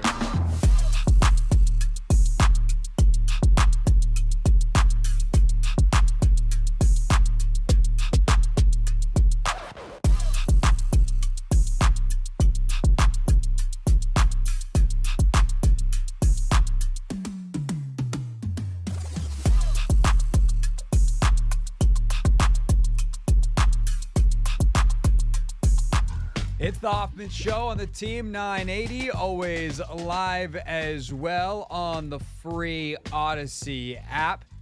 Coming up at 6:30 tonight, we officially flip over into pregame mode, and we're already in it. Just we officially get there. The Take Command pregame show at 6:30 on a burgundy and gold game day. Coming up in just a few minutes, take a look at some of the position battles. But right now, quickly, Anthony Haney, you've got a couple of things that are on your mind. And I'm going to decide whether these are just headlines or whether these are actually storylines. Stealing from Scott Van Pelt and Ryan Russillo back in the day, a game of headline or storyline. Anthony, go ahead and hit me with the first one. All right, the first one, everybody's been talking about it, Craig. Everybody and their mother. Oh, and their mothers. Yes. The Ravens. Hi, Mom. The Ravens' 24-game preseason win streak. Do we have the Sam Cosmi bite on the ready? Yes, we do. I would like Sam Cosmi's thoughts on this first. Does that Ravens win streak even enter your brain, the preseason win streak? I think it's a stupid record. I mean, who gives a about preseason games? I agree. Yeah, I mean, if we beat it, great. Well, we're going to beat it, so there we go. There you go. I guarantee it. And if I'm wrong, who cares?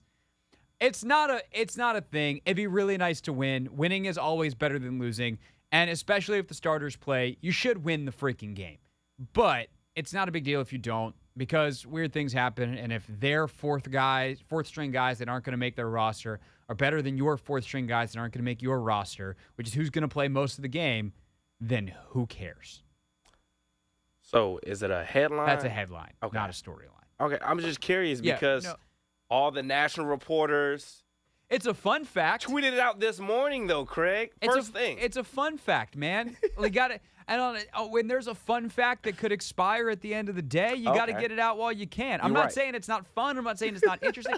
You know what we should have called this game? We've talked about doing this before. Where I'm changing the game midway through. Here we go. I don't know if I can change the graphic fast enough on the stream. It doesn't matter. We're calling this game interesting or important in homage to Ron Rivera. Yes, sir. Interesting or important? It's interesting. Yeah. It's not important. Oh, okay. Yeah. The second one. Here we go. EB, game number 2. What are your expectations heading into this one? Is it a big thing? It is, but it isn't. Like, interesting and minorly important. You're not game planning. You are not throwing out your best stuff. So there's nothing that happens tonight that I'm like, oh, no, they made a mistake, and so did we, because we believed in Eric Bieniemy. That is not on the table unless he goes out and, like, punches a ref in the face. I don't know. Like, what could he possibly do that could be so bad? I hate that I even put that on EB. I'm sorry. He might yell at a referee in practice. Eric Bieniemy will be just fine with the referees tonight. There's literally nothing he could do tonight to be like, oh, yeah, he's nailed it, or, oh, my God, they're in deep trouble. But it is reps. Like, we can say what we want about the reps for players and whether they're worth it. With EB, there's no risk of him getting reps. He's not going to get hurt calling plays. So it's extra game reps for him in the rhythm of a clock, in the play clock, getting his team to the huddle, all that kind of stuff. I think that one's a minor storyline to make sure the operations are clean. All right. Next one. First game back at FedEx. And Craig. Yes. I'm hearing, from our beat reporters. Sources say new video screens, LED light boards, new speaker system. Oh, storyline. Storyline. I'm just saying though, Craig. You've talked about it. Everybody talking about the excitement for this game. First game back at FedEx. It's a huge new storyline. ownership. It's a huge storyline. It's the first chance to see the stadium since the new guy. It's the first chance to see the house since the new owner got it. Right? It's a different house, same location, some of the same struggles. But look, I talked about this after we went to the Beyonce concert. Like, the in and out was terrible. Have they been able to, with a couple of extra weeks, an extremely limited amount of testing and again, there's only so much they can do quickly. But the fact that they already have new video boards and LED lights, and some of that stuff was probably in the works for months, and then like the checks cleared and it was like go, go, go. But that's a credit to like Jason Wright and his team. And I wish, I'm sure Jason would like me to shout out someone other than him, although he's at the head of it. Like, he likes to give credit to his team. So Jason, if you happen to be listening, like, you know how to get in touch with me. Tell me whose names I should shout out, and I absolutely will. For people that like got on top of it and did important stuff to make the fan experience better. Harris named 3 things, and the first one he always named was, we want to make the fan experience better, right? The football is obviously big. They want to get a better value for fans, but they want a franchise that fans can be proud of. But that middle one of like, we would like a better fan experience and a better value. They're already getting the better value. There's certain stuff that's going to take time, that are off-season projects that involve like county and state level approvals for road changes. Maybe I don't even know what they're going to be able to do at FedEx until ultimately they move out of there in 5 years or whenever it's going to be. But the fact that they're already making changes is great sign, and I'm sure they will continue working all the way up into the regular season.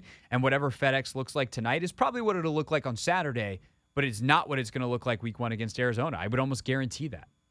So that's a storyline for sure. Okay. Just making sure. You want to do one more real quick, or do we want to just keep it moving and get to these position battles next? The last one, I guess. We can go to quick. I mean, we're gonna agree to disagree, but these starters, baby, do they play or not play?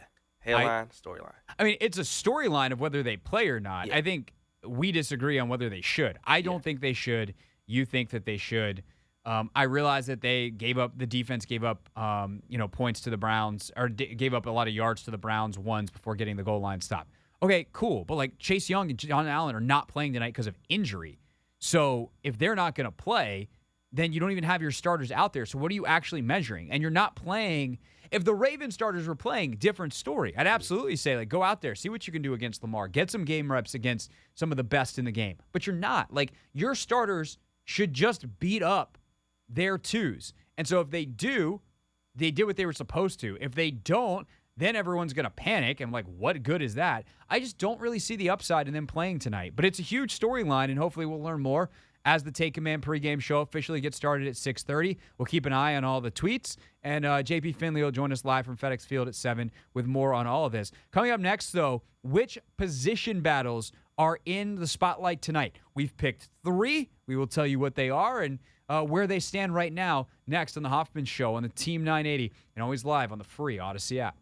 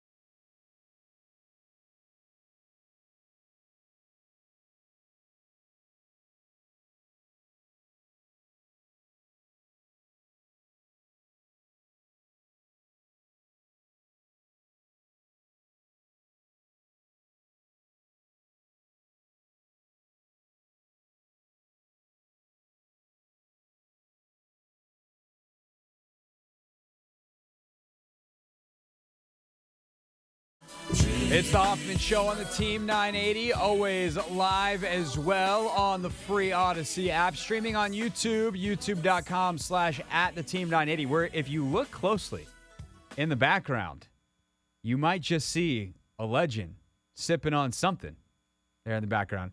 I'm not trying to be suspicious, Doc, on what you're sipping on. I truly can't see it. Oh, we don't know what's in the mug. What's Doc got in the mug? He has some coffee, some caffeine. It's going to be a late night. And look, Doc and the passion and the energy, we know it's there. He's got to deal with Linnell. That requires some extra caffeination. That is coming up at 7:30 following us. He said he's babysitting tonight. Yes, that often requires coffee. So 7:30 up until kickoff at 8 and then on through the game. Doc and Linnell with you, not only here on the Team 980, but simulcast on 106.7 The Fan. We will begin simulcasting following Grant and Danny in just over half an hour. All right, position battles. I've got 3 that I think are legit position battles, and I think 2 of them are for roster spots, and you got the 1 for a starting spot that I've got my eye on, where I think guys could actually play tonight, and this could become an important data point. The first one is Andre Jones Jr., the 7th-round edge player, versus KJ Henry, the 5th-rounder out of Clemson. And, everyone's super high on Henry coming in, and it's not like he's had a bad camp. But Andre Jones Jr. has had a fantastic camp, to the point that in Baltimore against some of the Ravens ones, with the Commanders ones against the Ravens ones, he was getting those snaps opposite of Montez Sweat, with Chase Young still battling this stinger. And with his special teams value, I don't see a way where he's not on this roster right now. And the question becomes, can KJ Henry do enough? And in some ways, like, KJ Henry's battling with Dejon Harris and Milo Eifler and a 7th wide receiver. And, like, where are they going to find the roster spot? A Tyler Larson. Who is going to be the guy that's a good football player that doesn't make this team? And KJ Henry, as a 5th-round pick, might be able to get through the practice squad, but that's gonna be tough to slide through. There's a lot of people that liked him a lot and think he's got some future, but I think at this point, if we're handicapping where this fight is right now going into it, Andre Jones Jr. has the upper hand. Like, he's got the bigger upside, which I know is crazy because he was the 7th-rounder and KJ was the 5th, but he is so freakishly athletic and he's got so much juice pass rush-wise. I think he's the guy that you would want to bet on right now. He's shown a great maturity. He's shown an ability to play teams. This is a huge night for both these guys. And, KJ can flip it. If KJ goes out and shows like, I'm super stout against the run, I got some more pass rush juice than you think, I've got more polish than the guy who was a 7th-rounder, because that's why I was drafted higher. Like, there's a reason for this. My experience playing against a more elite talent is going to show up as a guy who played in the ACC for Clemson versus Louisiana Lafayette. Shout out B. Mitch. Like, that stuff can all come out in a game setting. And while, yes, this is a watered-down game compared to everything that we know an NFL game to be in the regular season, you can still see that stuff with young players. And so this is a huge night for KJ Henry and Andre Jones Jr. The second one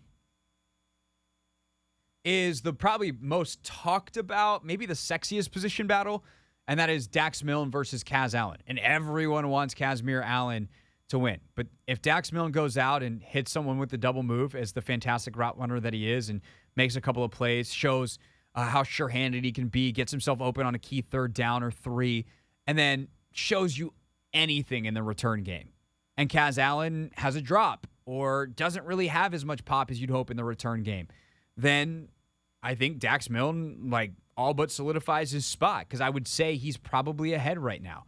But if Kaz Allen goes out and has a couple monster returns, or he makes a couple of plays in the pass game, and Dax Milne just is Dax Milning along, being steady but not doing a whole lot, doing his job but nothing more, no real impact plays, then I think the upside of Kaz Allen gets him on the roster, or at least pulls him ahead as of right now. I think those are huge questions. And the other thing, too, and this is, if we're being honest, not something anyone is going to watch on a TV copy going into tonight. But how do those two block in the run game? That is an underrated factor, I think, in that position battle.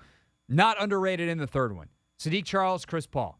Sadiq is ahead in this. They wanted him to win the job. He's got more upside. He's more athletic. He's played well as of late when he's been in there. Chris Paul has been very, very, very solid when he has been in there, but doesn't quite have the movement skill. And we talked a little bit earlier about Eric Bieniemy and how he can play a role tonight. One of the things I would like to see is some more in the screen game.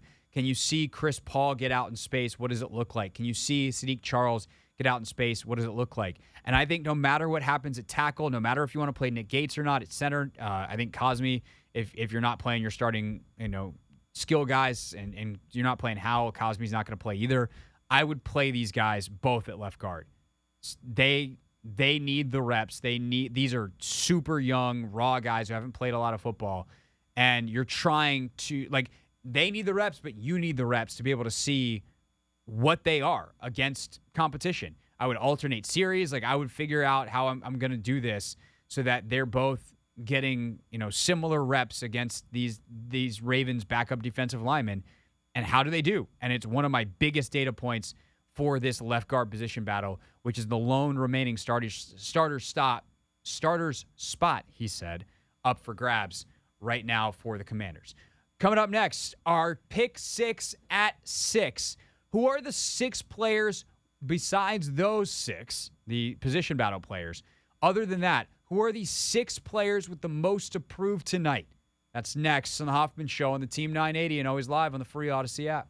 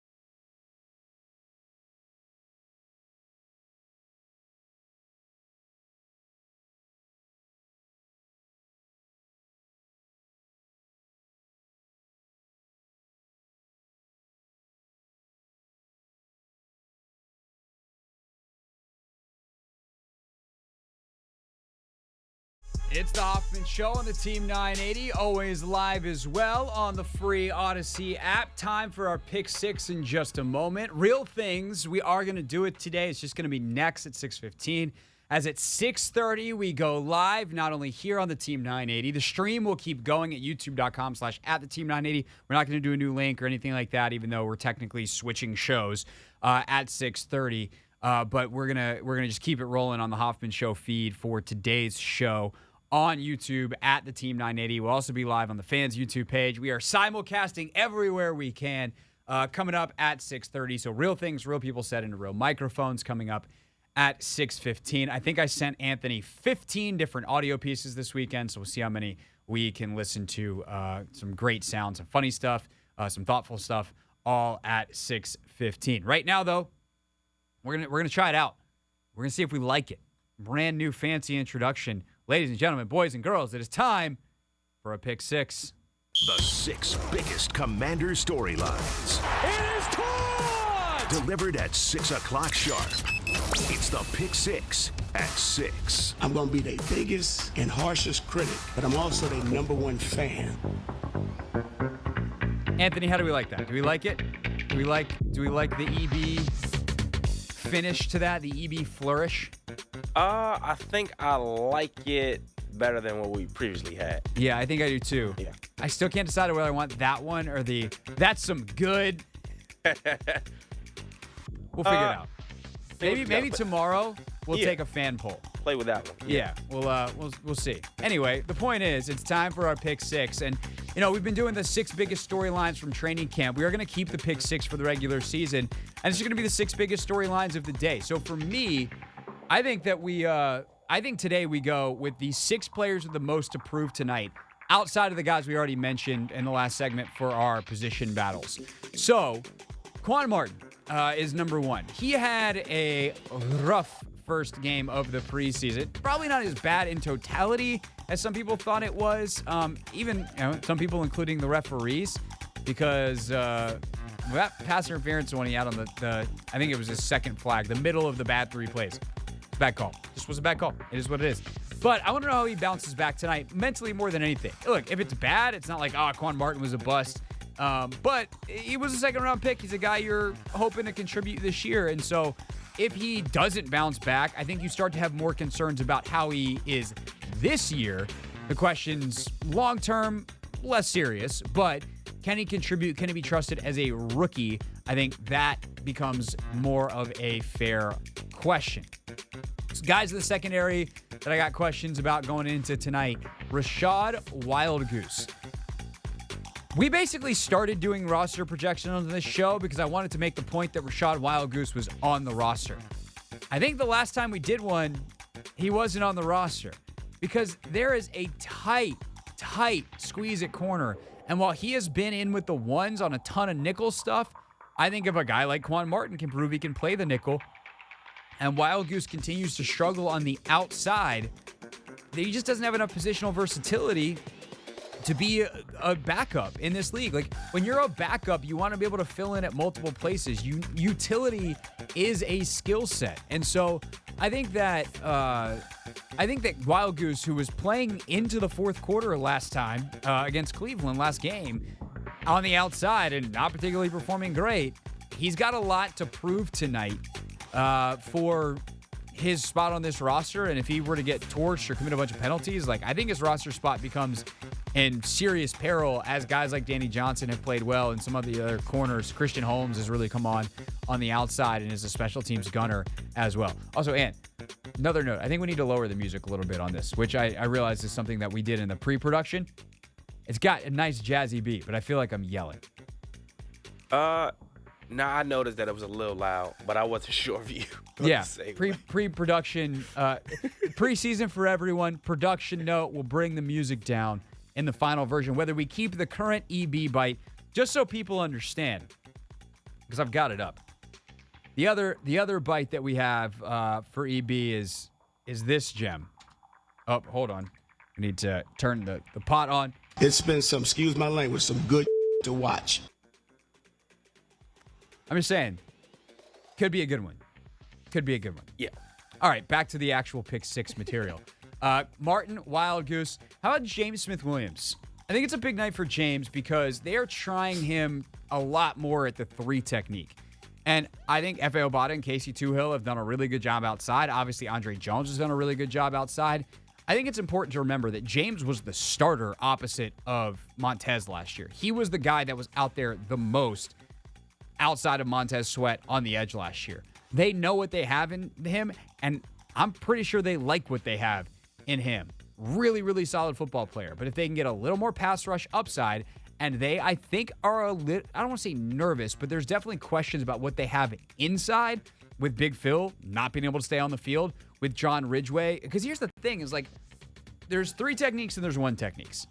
And they've got Big Phil, who's, you know, and the bigger you are, the more of a run stuff archetype you are, the more likely you are to be successful as a 1 technique. If you could play nose guard, that 3 technique might not exactly always be for you.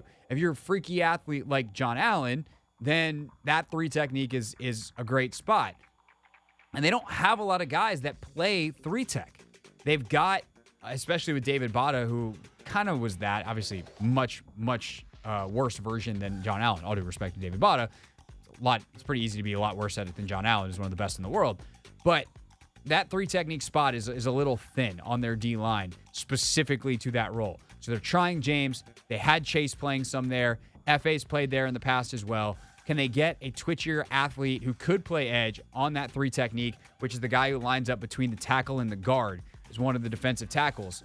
And I think if he can continue to prove that, he could find himself on the field a lot more this year than just on the outside, where they're trying to find snaps for some other players who have a little bit of a different skill set. So I think a big night for James Smith-Williams to continue to play well there, because he has played well there in practice. I'm going to pair 2 guys together. I'm going to cheat a little bit for number 4 in our pick 6 at 6. The 2 rookie offensive linemen.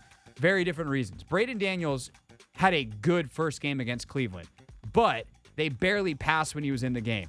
I would love to see some pass protection reps from Daniels tonight, see how he holds up. It's been a very mixed bag for him in camp, but he has shown improvement. He has gotten better. But the freaky athletic stuff that makes you want to draft him in the 4th round, if you're a team that wanted to, like the one that ultimately did, is stuff that shows up more in the run game. How is he in pass protection, more technique-based, et cetera, et cetera? Can he get that part of his game down? If he can, I think he solidifies a roster spot. If not, you're going, oh, can we get him through to the practice squad? We liked him more than other teams, but there's other teams that definitely would have drafted him. So that becomes the question for Braden Daniels. And Ricky Stromberg, same thing. Kind of like I said with Rashad Wildgoose. If you're going to be a backup, you need position flexibility. If you're a 3rd-round pick, like, you're probably going to be on the roster. So are you just going to be inactive every week? Or can you get a jersey and a helmet and shoulder pads every week? Because if Nick Gates were to go down, you can back him up at center, but also you can back up, especially Sam Cosmi, at right guard.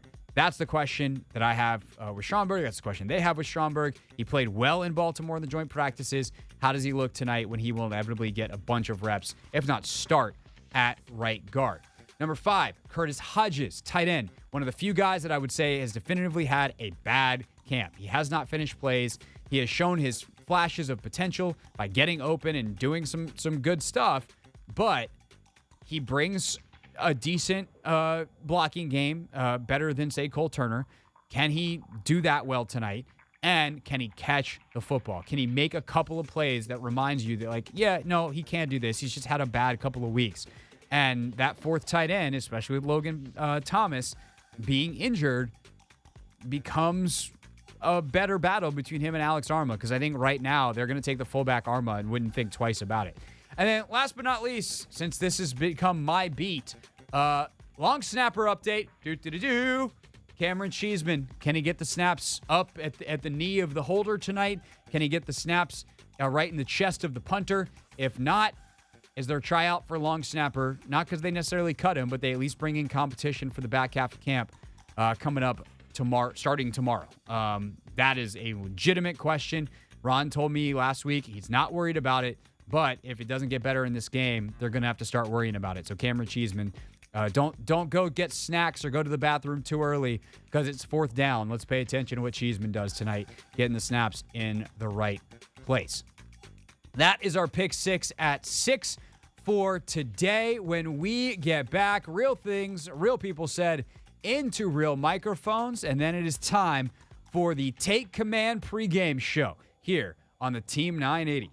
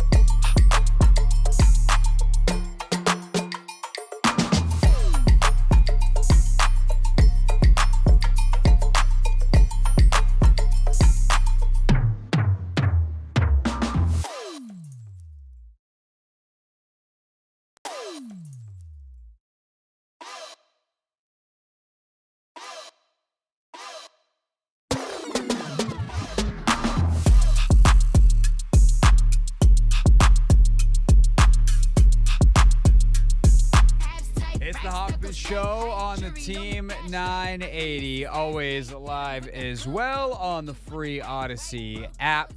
Coming up tomorrow on the show, we will take a look at the 53-man roster, where it stands on, or now that we have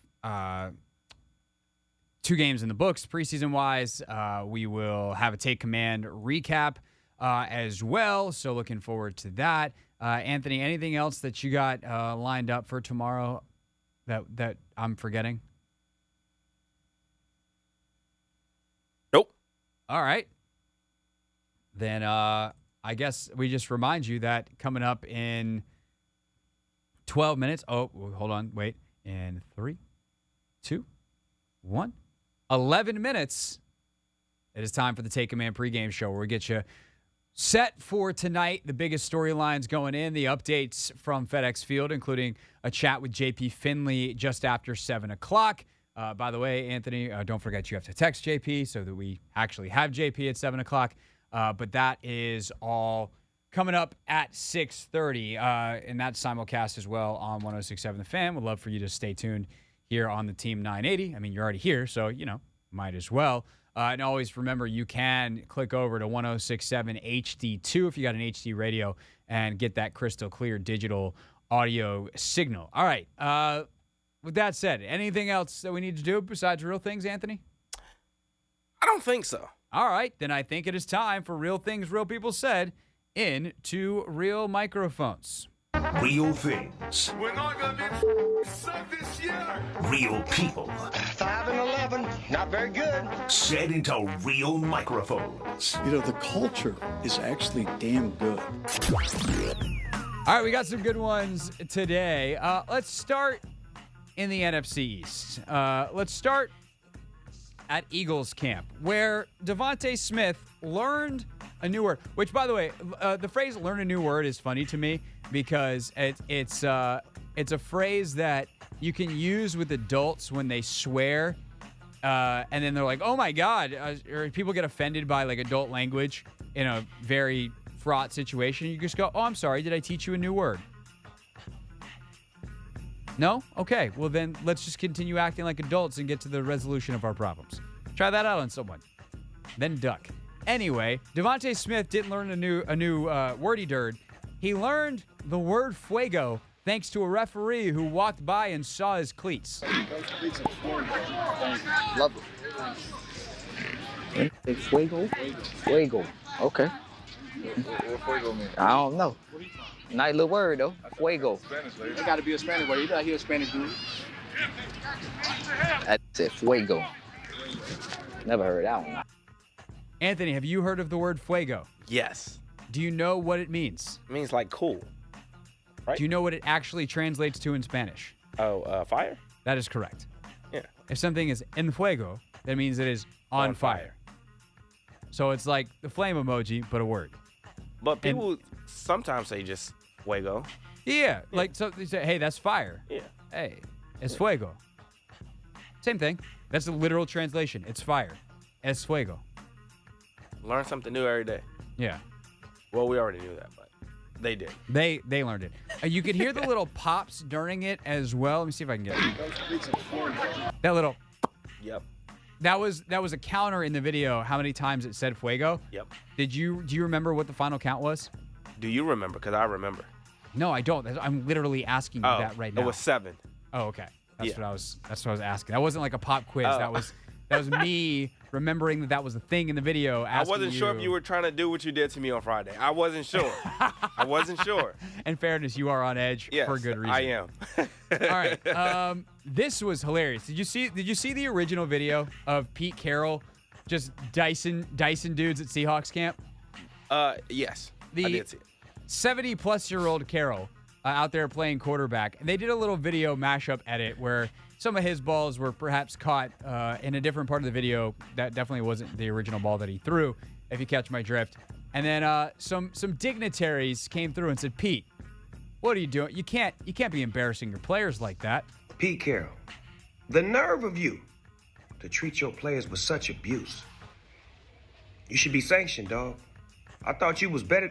This is Snoop Dogg. On behalf of Death Row Records, you keep treating them players like that, abusing them, calling them out their name, I'm going to show up and show out. Because you know I'm a player. Get your shit together, Pete. I don't want to do it, but I will. Get your arrested. I would like to point out that Snoop Dogg also is now a Skechers salesman, spokesperson, and he does like a whole bit, and I think it's awesome. I think that Snoop is gone. Like, think of what Snoop was at 19 and 22, and if you've seen the documentaries of like the early days of Death Row Records and stuff, that man is now selling Skechers, making bank. And I think that is fantastic. Anyway, more people chimed in, like the commissioner of the NFL. Hey, Coach, I got a video earlier today from one of your practices. It has me very concerned. I keep hearing about the abuse that you're putting on your defensive secondary, shredding them every day with your passes and your running. What are you doing? These are young men out there. They're fighting for their livelihoods. Will Ferrell, ladies and for gentlemen. their jobs. And you make them look like little bitches, okay? You gotta back off. Because if you're gonna make them look like little bitches, I'm gonna make you my bitch, all right? And you know I'll do it. Oh. Back off, bitch. Back off. Whoa, I had no idea you guys felt like that. But hey, you either can beat me or you're not. Good work by Pete Carroll and the Seahawks. Although when Pete gets on camera, you're like, damn, Pete is not as young as he used to be. But got the energy. Man, they took me out. The Will Ferrell part, oh So my funny. goodness. Sean McVay, of course, Rams coach, was mic'd up. I thought this was pretty cool. I didn't know that you could mic up an NFL coach during game. Never seen this before, but the Rams preseason broadcast, perfect time to do it. And then the Rams got a pick six. I think so. I mean, he's best once the ball is actually snapped. Oh, Great there job, we go. Jake Hummel. That's a hook player. Taking it to the grid, baby.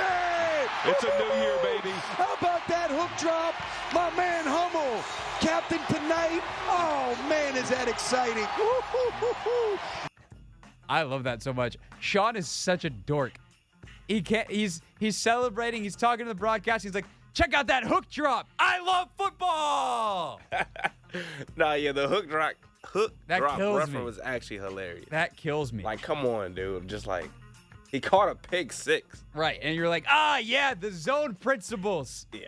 You absolutely love to see it. And, of course, speaking of things you love to see this Ravens streak go down tonight if you're a Commanders fan. Kind of. You have to have the right amount of care, and that was perfectly encapsulated over the weekend by Sam Cosmi. Does that Ravens win streak even enter your brain, the preseason win streak? I think it's a stupid record. I mean, who gives a shit about preseason games? I agree. Yeah, I mean, if we beat it, great. Well, we're going to beat it, so there we go. He says it so matter-of-factly. We care about preseason games, which is why the Take Command pregame show previews it for you next here on the Team 980. The Team 980.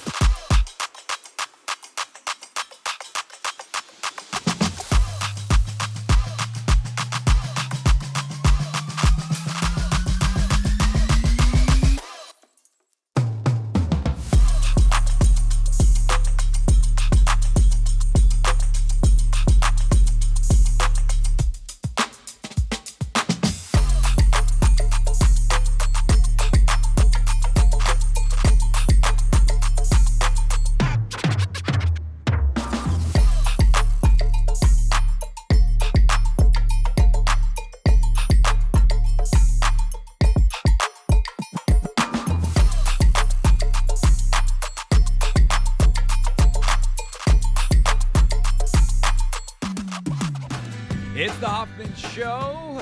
Just kidding. We're now officially in burgundy and gold. Game day live. This is the Take Command pregame show. Old habits die hard. We've only been doing that show for 2.5 hours, but officially in Take Command pregame mode. We are streaming live as well on the free Odyssey app, on the Team 980, on 106.7 The Fan. And we are also on both YouTube pages, so make sure you catch the live stream on the Team 980 or 106.7 The Fan on YouTube. Take Command pregame show. Of course, the Take Command podcast I usually do with Logan Paulsen in the regular season. You will get both of us. Just a quick hour tonight, though, and JP Finlay will stop by at the top of the hour to set the scene from FedEx Field. But the big topic of conversation going into tonight, Ravens and Commanders, is who plays? How much do the starters play for each of these two teams? Well, we know the answer on one side. Baltimore's not playing anyone. And that has a big impact in how I feel like the Commanders should treat things on their side of the field. It's a risk-reward equation, basically, right? You have all these factors that go into this gigantic math equation of, does this equal playing starters or not? On the reward side, let's call it, of this equation, you've got reps, which can help you get better. You can see things that you might not see in practice. You get to play against other players who have different skill sets, different techniques, play things a different way. That sharpens your tool set and expands your knowledge, especially if you're a young player and haven't seen a whole lot, for the regular season. And ultimately is going to help you win games. If you're talking about the starter level guys, obviously there's a different conversation to be had down the roster for guys that are trying to prove something for themselves, whether it's for this team or to make another team or to make the practice squad. Like, these games are massively important on a human level for every guy from, let's say 31 to 90 on the roster. Top 30 guys, like, it is what it is. But there's certainly some in that 1 to 30 that those reps, that knowledge, that experience, that practice is what can make you sharper and a better player for the regular season. But the risk side of the equation is you have an injury that at best keeps you out of some practices and slows you down and makes your life uncomfortable and costs you practice time, and at worst ends your season. So that equation is one that every coach in the league has a slightly different tolerance for on the risk and the reward. The thing that makes this complicated, or one of the main things, is that reward is heightened when you face the other team's best. When you go ones versus ones and you're out there and iron sharpening iron, the payoff can be significant. You could really understand the speed of a certain thing that you then make a better decision and are better prepared for next time. Or you see a concept executed at a high level that gives you tape that you can go back and watch and understand. And maybe you see in the next series, they run the same coverage and you run a similar play, or you have a similar route as a receiver, and you go out and you're like, oh, I know how to attack this. I just saw it last series, and we looked at the film on the sideline or the pictures on the sideline, and there I go. But when you're facing backups, everything's a little slower. Everything's not as sharp. There's a higher chance that they're going to make mental mistakes. That it doesn't become iron sharpening iron.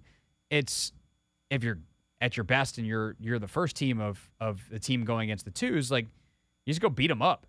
And while that's fun, it's really not that productive. You're just better. So there's no challenge to it, and the challenge is where the growth is. Unfortunately, the risk side is still the same. And in fact, you'd say it's higher, because the less skilled a player is, the faster it is for them on the other side of the field. In this case, let's say the Ravens defense going against the Commanders' first team offense, the better chance that they try something desperate and wind up hurting one of the Commanders' players. Or you've got guys that are fighting for the roster and playing at a level of intensity and trying to do a little bit too much that puts a Commanders player at risk. To me, the risk-reward is simply not there for the Commanders tonight, which is why ultimately I think they should, whether they will or not is something that we'll talk about in a second, but they should just sit almost everybody. I would play Sadiq Charles and Chris Paul at left guard and let them get those reps and battle out in an actual position battle amongst young guys. But other than that, I would say 21 of 22 starters don't need to play tonight for the Commanders. On the defensive side, it's even simpler. On the defensive side, John Allen and Chase Young are hurt. They're not going to play anyway. The Ravens' first-team offense is not playing anybody. You just practiced against them on, last Tuesday and Wednesday, the joint practices, ones-on-ones. So now going and hopefully pounding not just their twos, but their third quarterback, as Tyler Huntley's also not playing tonight as he's banged up. That doesn't make any sense. And unlike the offense, which is a little bit more complicated because Sam Howell is a second-year player, basically a rookie, as he only played one game last year, and it's a new scheme, defensively, they are entering year 4 of the same one with much of the same personnel, at least from last year, if not some of these guys for 3 to 4 years, which is why when we taped earlier today, the podcast version of the pregame show, Logan said he wouldn't play the defense first-teamers at all tonight. I don't think they need to play. I think they've shown everything they need to see. I thought that second day in Baltimore was a really good day for the defense. So ride that. You know what I'm saying? Like, you've got some good backups and, Casey Toohill, James Smith-Williams, those guys, the backup linebackers, like, get some file on those guys. You need file on those guys anyway. You're trying to build the roster. Specifically that starting defensive line, like, who's going to be here? Quite frankly, like, none of those 4 guys are going to get cut. So get them out there or get them off the field, let them be healthy. And then I think a lot of guys in the back end too. Maybe you want to see Forbes for a series. And maybe, but probably not. Forbes, because he's a rookie, but he just went head-to-head with Odell Beckham and Zay Flowers. And, obviously Flowers also a rookie, the kid out of BC who's fantastic. But another first-rounder. They have a couple of other guys, finally, in the Ravens receiving corps, the position they've ignored largely for years. But he just went head-to-head with all those guys. Like, do you really need him to go out there against Laquan Treadwell again? Like, if it was what we thought Laquan Treadwell was when he came out of Ole Miss and was a high pick, sure. Now, like, what's the point? What's the point? I think you can make a slight argument for Benjamin St-Juste as a guy who missed one day of those joint practices. If you want to get him some more reps inside, maybe. You could make an argument, I think, for the linebackers as they're new to the system, or Cody Barton's new to the system, and Jamin has been playing catch-up the entire camp. I do think Davis is a guy that could see some snaps. I think it's unlikely, though, for as much as they bounced him around the depth chart in different situations and scenarios throughout camp. He is a starter, and he is a former first-rounder who they know is very important to them. So I do think that he will ultimately sit out tonight. I think Barton sits. Cam Curl definitely sits. I think Derek Forrest sits. I think Reeves and Percy Butler are your starting safeties. I think Quan Martin gets a ton of time tonight, mostly in the nickel, but maybe he gets some run at safety as well. I think on corner, it's going to be Christian Holmes and probably like Tariq Castro-Fields, Rashad Wildgoose. Those are the guys you're looking at corner. I don't think Forbes plays. Kendall Fuller's definitely not playing. He didn't play in the first game. He's not playing in this one. I don't think St-Juste plays. And then, like David Mayo and Milo Eifler are going to play a ton. Dejon Harris is going to play a ton at linebacker. And then I think where it actually gets interesting, because you've got guys that are going to play for you a good bit in the regular season, is on the defensive line. How much Casey Toohill do you get? How much F.A. Obata do you get? I'm guessing with those two, not a whole lot. I do think you get a little bit more James Smith-Williams because they've been working him at the 3 technique a lot more. That defensive tackle spot that lines up between the tackle and the guard. It's John Allen's spot, obviously, but you want to have depth behind him, and they don't have a ton of it. They have these big guys in John Ridgeway and Big Phil, Fedarian Mathis, who, by the way, is still out with injury. It's his calf injury that he hurt in the first game, has not gotten any better in the 10 days since. Or it hasn't gotten better enough that he can play in the 10 days since. You want to build some depth, and so to get James that experience in a game, I think is important. But I also wouldn't want to leave him exposed too much, because I think the most important position battle potentially tonight defensively is actually on that defensive line. The battle for kind of the last edge spot, the last D-line spot between KJ Henry, the 5th-round pick out of Clemson, and Andre Jones Jr. has heated up in a major way, to the point that I think Jones is actually ahead of Henry right now. So getting those guys as many reps as possible on the field and letting them play basically a whole game Obviously, you'll sub them out a little bit with some of the guys even farther down the depth chart. But letting those guys get out there and battle it out, and can one of them get a sack or two? Can one of them, deflect a ball, undercut a screen? Like, can you go make a play in some major way tonight? That would be huge for either one of them as they push for what seems to be one roster spot. There's a chance they both wind up making it, but certainly could be a battle for one. And I think it's also worth mentioning, like, at that 3 technique position, is there anybody else that can emerge? Can an Abdullah Anderson, who we've talked about before, big number 92, who's had a couple of flash plays in camp, can he do something in the game tonight that makes you go, maybe they should consider him at defensive tackle for the regular season? Maybe he's a sleeper to get the roster, someone like that. I think that's going to be the interesting thing to see is there anybody that emerges that makes you pay attention? That's what these games are about for younger guys. Can there be someone who just makes it so undeniable that you have to keep them, that you can't hide them on the practice squad, and that they can even maybe push for minutes in the regular season, push for snaps in the regular season? That's the fun of it. It's why we watch. And then also, can the Commanders actually win the game? The Ravens haven't lost in, 25 straight preseason games. So the Commanders have been on the wrong end of a lot of those.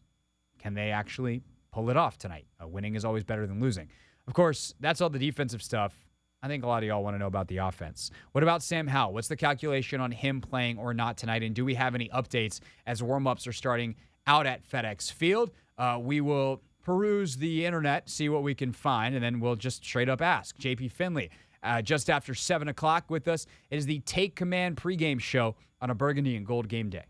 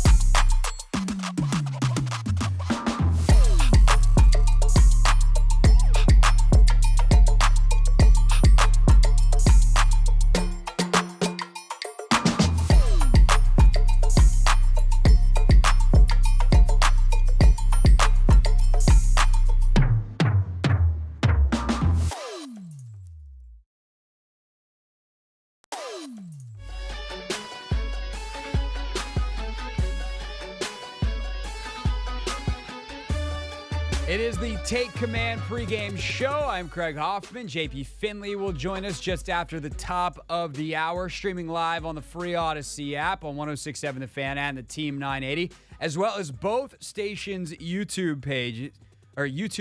Both stations' YouTube pages. Something we've never done before. Very exciting. A couple of comments on both of the pages, and then some breaking news from FedEx Field. We have the inactive list for tonight. But someone asked, Jonathan asked on the fans' YouTube page, what about the kicker situation? If you missed it over the weekend, Michael Badgley was cut, so Joey Sly will be the kicker for the Commanders, not only tonight, for every kick that they have, but also through the regular season. Michael Pilardi was also signed. He was a punter. I imagine Tress Way. They just don't want him to injure anything as he's had some low back issues throughout training camp. So make it safe. Make it so he doesn't have to punt tonight. Pilardi will likely do that. And then someone asking on the Team 980's YouTube comments, can we please get Doc Walker on the show at some point? No. You can just have Doc Walker all to yourselves coming up at 7:30. He and Linnell Willingham will be on, so I don't want to make Doc work extra. He's got to babysit Linnell all night. His words, not mine.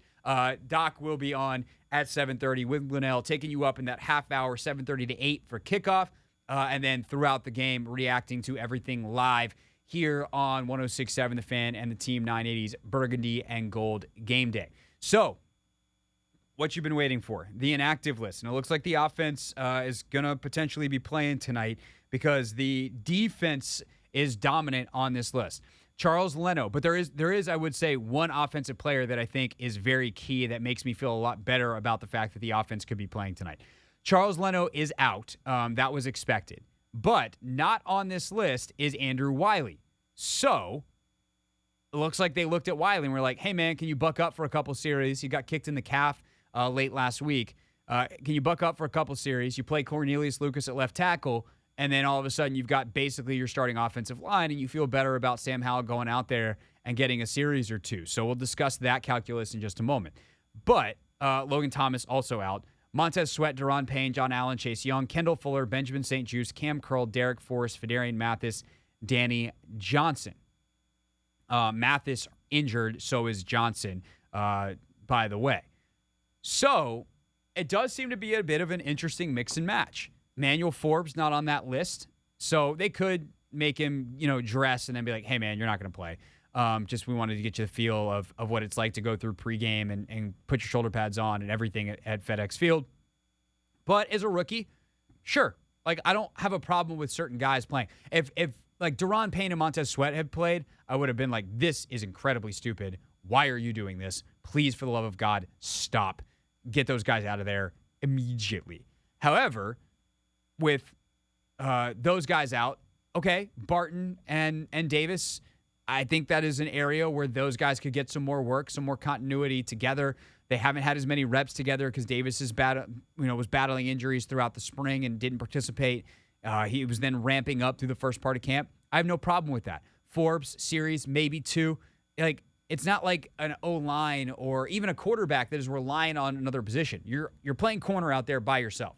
So go out, play it, see how you do, and hopefully, get a pick six, throw the ball into the stands, and then take off your helmet, take off your shoulder pads, and enjoy the rest of your night. That would be sweet. So I have no problem with that. On the offensive side, though, the big issue was going to be if Sam Howell was going to try to go out there and play, and I probably wouldn't play him anyway because he had a couple of good days against Baltimore, and you're not facing their starting defense. Like, the upside just isn't there as much. But I don't really have a problem with him playing. There's always risk in football. I get that. And you mitigate the risk if Andrew Wiley is playing. I know some of you were like, no, he sucks. I promise you he's better than the next guy. That's how this works. He's a professional NFL tackle. And so you get Wiley out there. You get Cornelius Lucas, who's a really good swing tackle on the other side. And then you have your starting interior line, and you go out there and you hopefully march down the field 8-9 plays, and then you're good. You do what Danny Dimes and the Giants did over the weekend. They threw 10 passes, by the way, which was nuts. Called 10 plays. Actually, I think they called 10 pass plays, 9 completions for Daniel Jones, and then 1 scramble. So if you go out and do that, fantastic. Your day is done. But with not 2 backup tackles you feel a lot better about Howell being out there. I talked about it with Logan this morning on the podcast edition of Take Command, and here's what the big fella had to say about playing Howell tonight. I think he had a really good couple days up in Baltimore. I think I've seen what I need to see. I've declared him the starter. Like, is it that important? Like, to your point, like, is he going to do anything in this game that gets me to thinking that he's not going to be the starter or he doesn't deserve to play? And I think you brought up a great point there about kind of getting him ready for, week one, the environment of week one.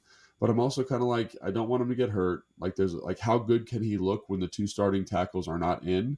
And it just doesn't, the juice doesn't seem worth the squeeze, in my opinion. And again, like, I understand, like, he needs to get reps. And if Fred Smoot was here, he'd be losing his mind because he's like, he needs reps. I need to see him. He needs to get between 20 and 30 reps in this game. And I get that. And I'd want him to get reps because I want him to get more opportunities in a game situation.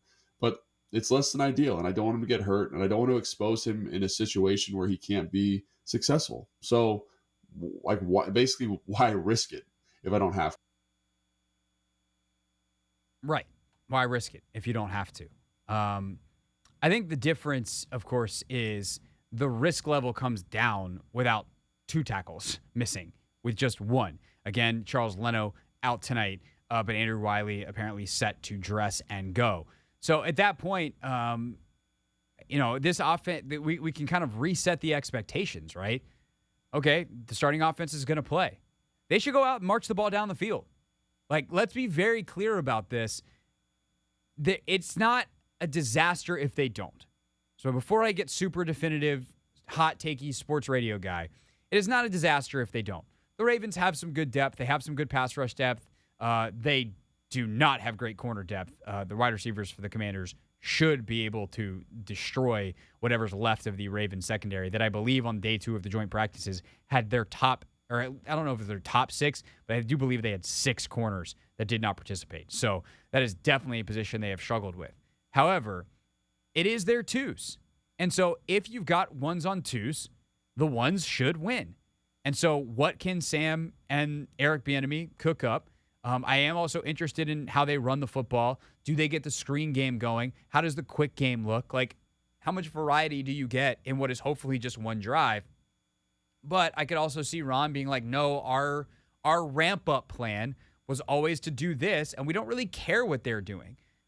I think that's a little short-sighted, but it's not indefensible. And I think that's where these things get squirrely, and they don't make for great, they make great, sports radio fodder because I then get to play both sides of the fence a little bit and, there's this there, but it's not clean, right? It's not like, here's my take and the other one sucks, and if you think other than that, differently than me, you're a moron. Like, no, these are hard decisions because we are talking about risk reward. It's going to be really easy if something bad were to happen to come in tomorrow and be like, I told you so. This is why you don't do it. But guess what? If they come out and they crush it and they continue to practice well over the next couple of weeks and they go out and smoke Arizona week 1 and compete in ways we don't anticipate against tougher opponents over the next couple of weeks and maybe win a game that we didn't see them winning, and we go back and we're like, hey, why do you think that this year was so different for you? Why do you think you started so well? And they go, man, that second week against Baltimore, coming off those joint practices, we really found a rhythm in that second preseason game, and we just haven't lost it. That's the potential upside here. These things are not black and white. There's no decision Rivera makes tonight that I think is indefensible that he hasn't already made, because if he had started Montez Sweat and Deron Payne, I would say that's pretty indefensible. But with those two not dressing, I think, and Cam Curl not dressing, I think pretty much everything else is up for grabs.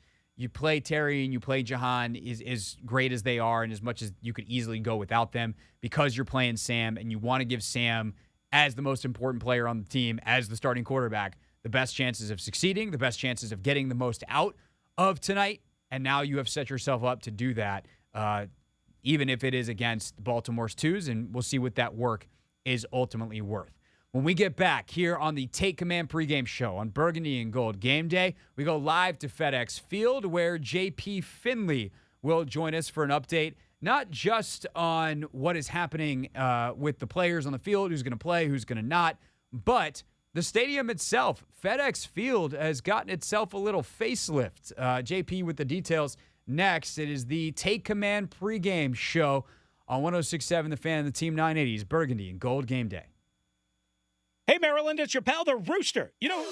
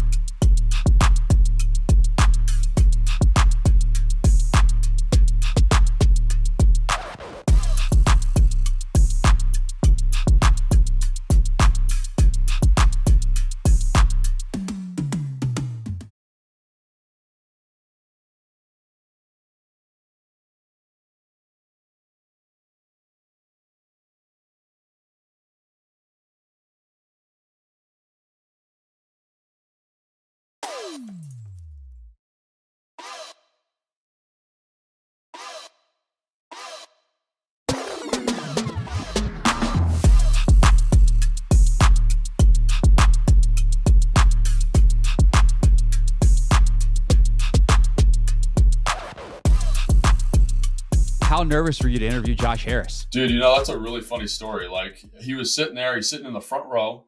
And I was like, man, should we try to get him? And so I just went up and I was like, hey, man, I know the security guard that was with him. Like, it's good to know security guards. And he was like, yeah, man. Like, hey, Josh, this is Logan Paulsen. He works for the team. He was like, hey, Josh, really nice to meet you. Would you mind doing like a 2-question interview at halftime? And then he goes, just keep it general, and yeah, no problem. He was so kind and generous with his time, and like, it was great. And I thought it was so great that he was just like, no, I'm going to sit right there. I'm going to get kind of a feel of the sidelines.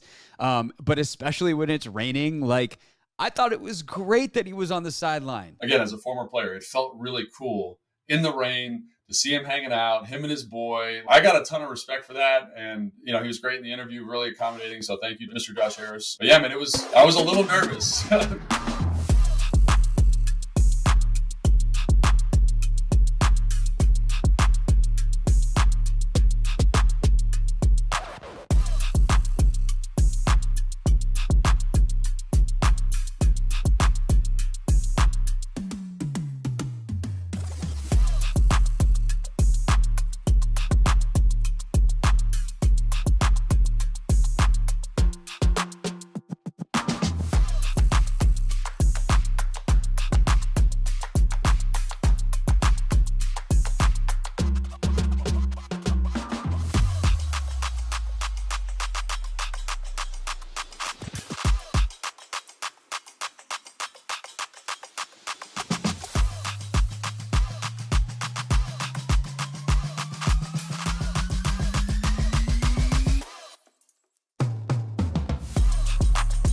As someone who was on the Washington beat in 2019 when Josh Johnson came in and finished that season, I cannot believe Josh Johnson is still in the league playing for yet another team. I think he's played for all of them. That'd actually be fun. Can he try to play for every single team? He's going to need a couple midseason trades. But he's close. He's closer than he should be. Because how old is he? How old is Josh Johnson? I don't know. Here, we're going to look this up. This is always my favorite radio, but we're going to look this up because he's the 37. world deserves to know. He's 37. That's older than I thought. And that's the thing. He was like in his 30s when he showed up and Jay Gruden was like, I don't know, we're going to let Josh run around in 2019. And he's played for literally 14 NFL teams. Wow. Even if he gets half, even if we can get just 2 more in his career, that'd be great. Get half, to say that he played for half the league, because at that point, you got to think of the man cave, right? You have your name on a game-worn jersey for 16 different teams. Well, and that doesn't count the other leagues he's played in. Like, I don't know what league the Sacramento Mountain Lions are in. Apparently an American football, it's the American football team based in Sacramento, United Football League. But he played for him in 2012. He also played for the Los Angeles Wildcats. Who can forget of the kind of original XFL 2.0? If the current one's 3.0 and the one with he.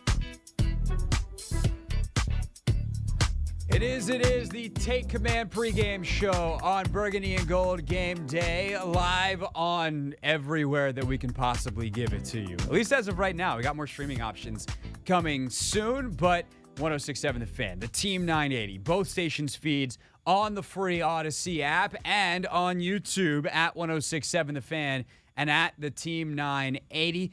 You can subscribe to both full episodes of the Take Command podcast with myself and Logan Paulsen on 1067 The Fan's page. And if you're picking us up over on The Fan and you're like, hey, I like this guy talking football. We do this every day on Team 980, 4 to 7, the Hoffman Show, each and every afternoon. That streams live on YouTube as well, so make sure you subscribe to the Team 980 on YouTube for that each and every day. And I also think it's safe to announce at least this part. Logan and I will be back for the pregame show coming up in the regular season, and our plan is certainly to stream that on YouTube as well.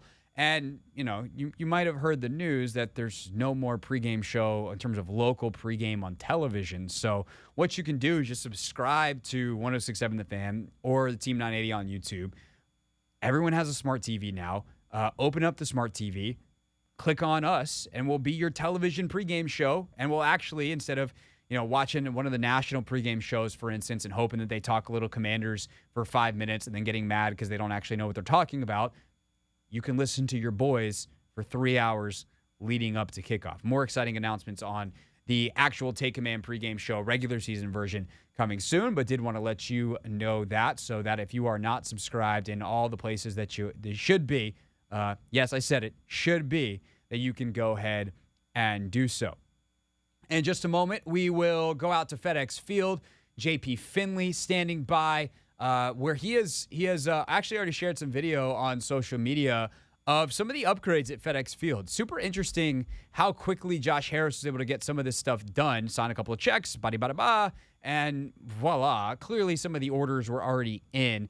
They found ways to make sure that was going to get approved clearly before the sale was done. That like, hey, these are the things. I mean, and Josh Harris made it no secret, right? He knew that he wanted to make fan experience a big deal, and he knew that he wanted to upgrade FedEx Field. And they're walking this line of upgrading FedEx to make it as good as possible over the next couple of years, and then also going full steam ahead very quickly on where the next stadium will be. But the fan experience already enhanced at FedEx Field, even from last season, even though it was July 20th. So we are 1 month and 1 day into the Josh Harris era for his first home game tonight. And they've got new video boards. They've got a new LED lighting system. I'm very curious to see what kind of hay they can make on some of the traffic patterns, which is something that is a big deal to Josh Harris. He knows how terrible it is to get in and out of FedEx Field. Can confirm from a concert I went to a little bit ago. And so, yeah, I would very much be interested to see the FedEx Field experience evolve, and not just what it is right now, but what it will be by opening day against Arizona, and what incremental improvements they can make during the regular season. Let's go to FedEx now. JP Finlay joins us from the sidelines at FedEx Field. I presume, JP, I hit the magic button to bring you up on the air. I feel like there's sideline noise around you. I am on the sideline. We're on the sideline of a football game at FedEx Field, and Dan Snyder does not own the team. Good day. It is a great day. So we were just talking about some of the upgrades that are already happening at FedEx. Then we'll get into the actual football. But, you get to FedEx today, besides no proverbial dark clouds overhead. What are the changes that Josh Harris and his group have already been able to make just a month into their tenure? So I don't want to spoil a narrative. You got to think some of these changes started before Josh took over, but whatever. He still had to write the check ultimately. They were definitely planned, but it had to be with some level of knowledge. I know the communication was limited, but they had to know they had some kind of budget to do it. I agree. Totally, dude. Totally. I think obviously you got better video boards. They added LED scrolling boards, kind of between the first and second levels, which are very cool. New speakers. I don't know if you can hear it, but it's not nearly as garbled as things have sounded forever. Honestly, the video boards and then these LED boards, I posted a video on my Twitter, and you can really, it looks different. I can't tell, the signage looks different. It just looks cleaner. All the signs are all white. I don't know why, but there's a very old school Pepsi logo, which is kind of cool. Right in front of me right now, you got Coach Gibbs shaking hands with Ron Rivera. So, there's a lot happening. I can't help but notice that Coach Gibbs has now he was in Baltimore. He was at the practices. He was in Cleveland. Like, Gibbs is part of this thing now, much more so than he had been in the Dan era. And you got to notice that. Yeah, definitely. What about the fan? Obviously we're still, we're about an hour till kickoff. It's a preseason game. It's a Monday night in D.C., meaning the people that went to work today are still on the Beltway. So, what is the atmosphere at the stadium, considering all of those things? Like, if this was a year ago, that place is dead right now. What is it like in 2023? So, to your point, it's not that full yet, but we're an hour till kickoff, and we all know Beltway traffic. But there's absolutely a way more upbeat atmosphere. Like, people just seem happier, and you don't want to overstate it, but you can't help but notice it either. Like, it's tangible, and I think it's just. I was talking with one of the members of the ownership group, and I think. By the way, what a difference that is! You got to talk to a member of the ownership group. Right, exactly. And I think that week one game, the regular season opener, is just going to be electric in here. I've been told it's almost sold out. They expect it to sell out this week. So if you want to come, you better buy a ticket. I think it's going to be a lot of fun and just feel so different. And you honestly kind of feel it now, frankly. I think it'll be fairly full by the time they kick this thing off, but you never know preseason. A lot of folks are out of town. But, dude, everybody here is having fun. Love to see it. JP Finley's with us from FedEx Field here on the Take Command pregame show on a burgundy and gold game day. So, to the football, we just got the inactive list. Most of the starting defense not going to be active. Emmanuel Forbes and the linebackers are, which is interesting. But outside of Charles Leno and Logan Thomas, the starting offense all looks like they're going to dress. How much do you think they're actually going to play? Not much, dude, honestly. You got Wiley playing, so that means you probably go Lucas on the left and Wiley on the right. It feels like it's a series, maybe two. Baltimore's not really playing anybody. What's interesting, though, Craig, and I'm curious what you think, like, if they got now the plan is Howell, and I believe he's going to have a very long leash. But Jacoby has a very important role on this team, and I don't think you want Brissett out there getting beat up either in mid-August. So I think we see Jake Fromm the whole game next week. I think we see plenty of Jake Fromm tonight. No, 100%, and that's how it should be. I think Brissett maybe gets you to halftime tonight, if he even goes that far, depending on how things are going. But, yeah, I think Brissett is dressed next week just in case of emergency, but Fromm is the guy who's starting. I think that's the plan for everybody next week is in terms of the Commanders all across the roster. It's guys that are fighting to make the team and enough other guys dressed that in case someone's got to play, there's a body. That's pretty much it. But I think it's interesting, JP, because the fact that the Ravens aren't playing their guys, what is the value of even playing your first teamers tonight? And why ultimately does Rivera stick with that plan, even though you have a couple of guys banged up and the upside is limited on how much you can learn about your own team when the other team doesn't really play along? It's a fair question, dude. I wonder if some of it is just that, he kind of already set the expectation that Howell was going to play the other night. Some of this is appearances, and if you name a kid with 19 career pass attempts your starter, and then all he plays is about a quarter of preseason work, I don't know that you can sell that, man. And maybe that's not what should matter. I think people around the league care much more about the joint practices, and I think they liked what they saw from Sam during those. And I think that is really what made Ron comfortable enough to publicly say it's his job and all the rest of it. But I do think it's not going to be much, and I think it's more about the appearance of, young player needs to work than actually needing to work. So along those same lines, Emmanuel Forbes is the only defensive starter in the defensive backfield that is active tonight. No Kendall Fuller, no Benjamin St. Juste, no Derek Forrest, no Cam Curl. I can't imagine he'll play much, but after what we saw from him in the joint practices, are you surprised that he might be on the field tonight?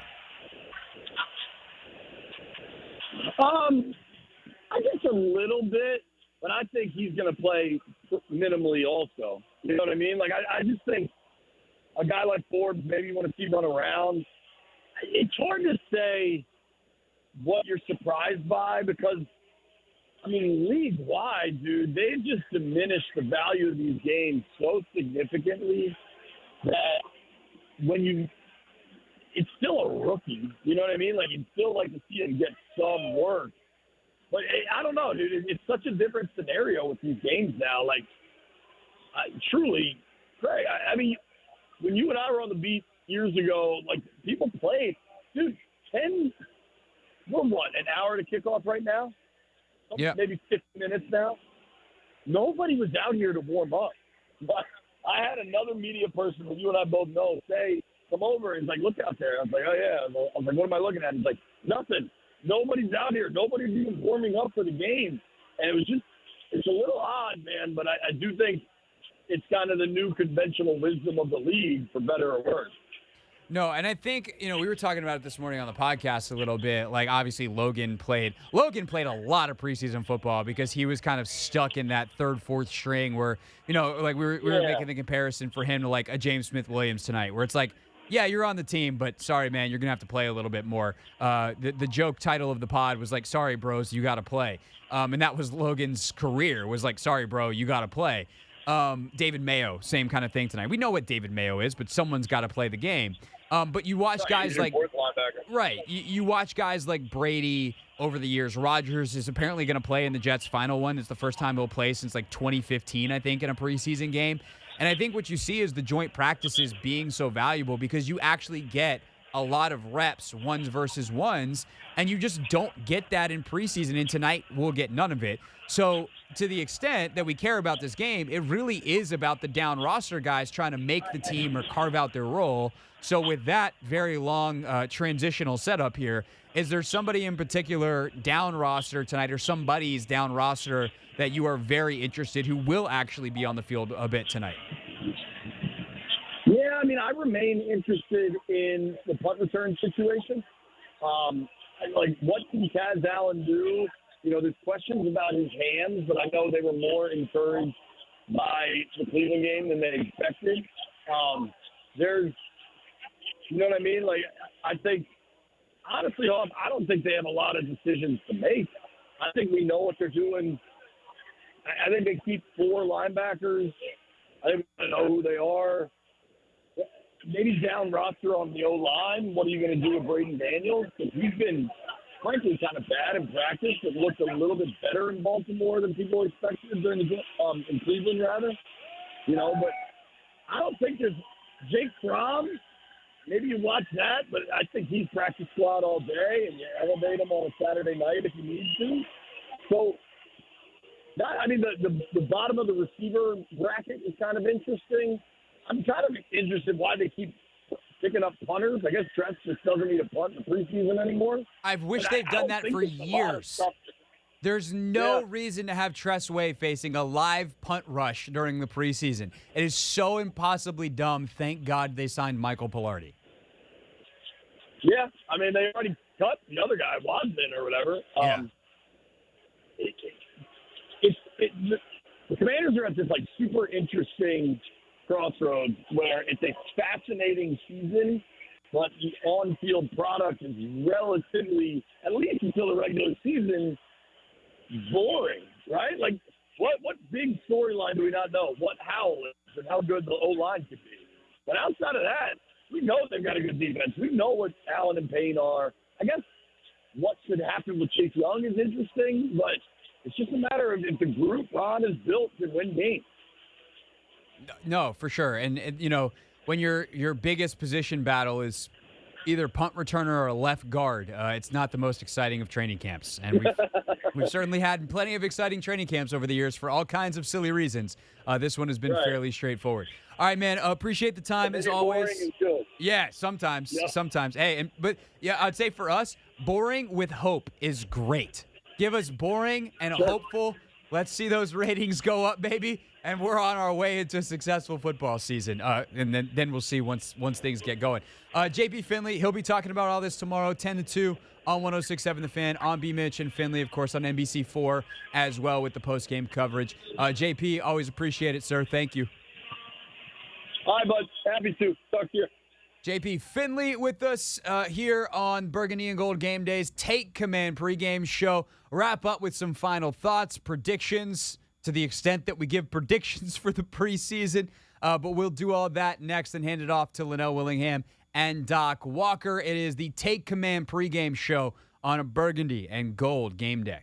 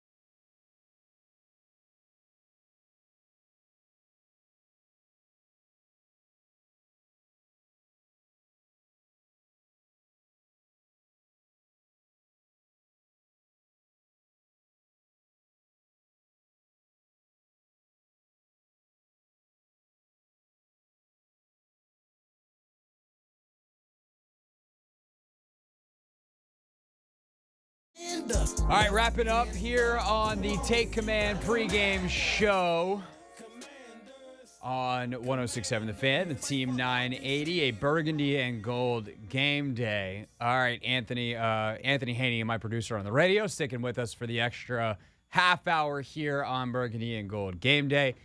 Any predictions? Doesn't have to be necessarily a score prediction for tonight, but any bold predictions for tonight's game? Oh, you got one. You're ready to go. I have a really bold prediction. The Ravens streak is over.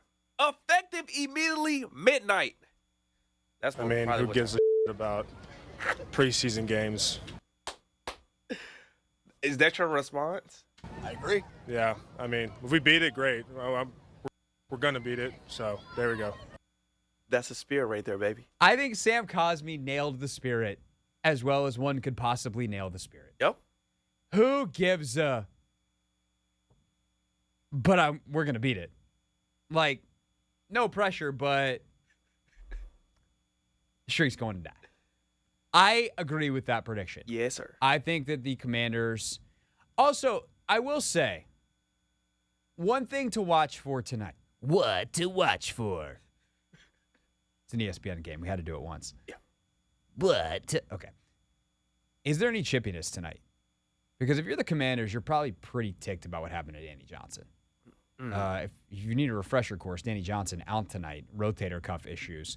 Apparently, it's just some inflammation caused by the ridiculous body slam that Mark Andrews did for no freaking reason. Not that there's really a good reason to body slam another human being, but Andrews body slammed Danny Johnson, messed up his shoulder. He's out. Like, it got chippy a couple times at these joint practices. I think it's good that they've had a couple of days to decompress. But, like, eventually you line up and you hit the same guy that you were hitting a week ago. And is there any kind of residual chippiness that goes over? These teams did throw some punches. Like, typically that stuff doesn't happen in preseason games unless there's been, like, brawls. Like, if two teams, like, really got after it on a Thursday and they play again on Saturday, then, yeah, sometimes there's some boil over and they just can't wait. But it's hard to like, keep that anger for a week. And it's been since last Wednesday since these two teams got together, and the last half of practice was even clean. So I think it's interesting to watch. I think it'd be more interesting if Andrews was playing. But what are you going to do? Go, like, smack some backup tight end because the starting tight end hurts your guy? Like, no. But I've heard of dumber things happening on football fields, so I guess we watch out for it. Any other bold predictions? If I had to make another one, it would be Chris Rodriguez. Dude, that was literally what I was about to say. Whatever, 2 touchdowns? I wasn't going to go with the touchdown total. Okay. I was going to go with the yardage total. I don't think carries. Well, what yardage total were you going to have, and what kind of carries? So I'm thinking 10 carries for 50 yards. That seems reasonable. On par what he did last week. That seems reasonable. I don't think he'll get crazy amounts of carries because I think that they know what he is. Yep. Like, they don't. Now, could he bust a couple of 12-yarders and you get to 50 yards pretty quick? Sure. Absolutely. On the table. But I do think that they know who he is. And I think anyone who they, like, both know who they are and that they want them on the team won't play in the second half tonight. I think the closest guys to watch on that front are Rashad Wildgoose, James Smith-Williams. James, because they want to get him some extra reps of that 3 technique, potentially, and there's just only so much defensive line depth that they have. Someone's got to play, which sucks for him that he's going to be the guy. And then Wildgoose played into the fourth quarter last time. Yeah. So does he continue to play on the outside? We shall see. Bold predictions come true or not, we'll relive them, evaluate how we did on the prediction business. Tomorrow on the Hoffman Show, 4 to 7 daily on the Team 980. Doc and Linnell next on a burgundy and gold game day. Enjoy the game, everybody.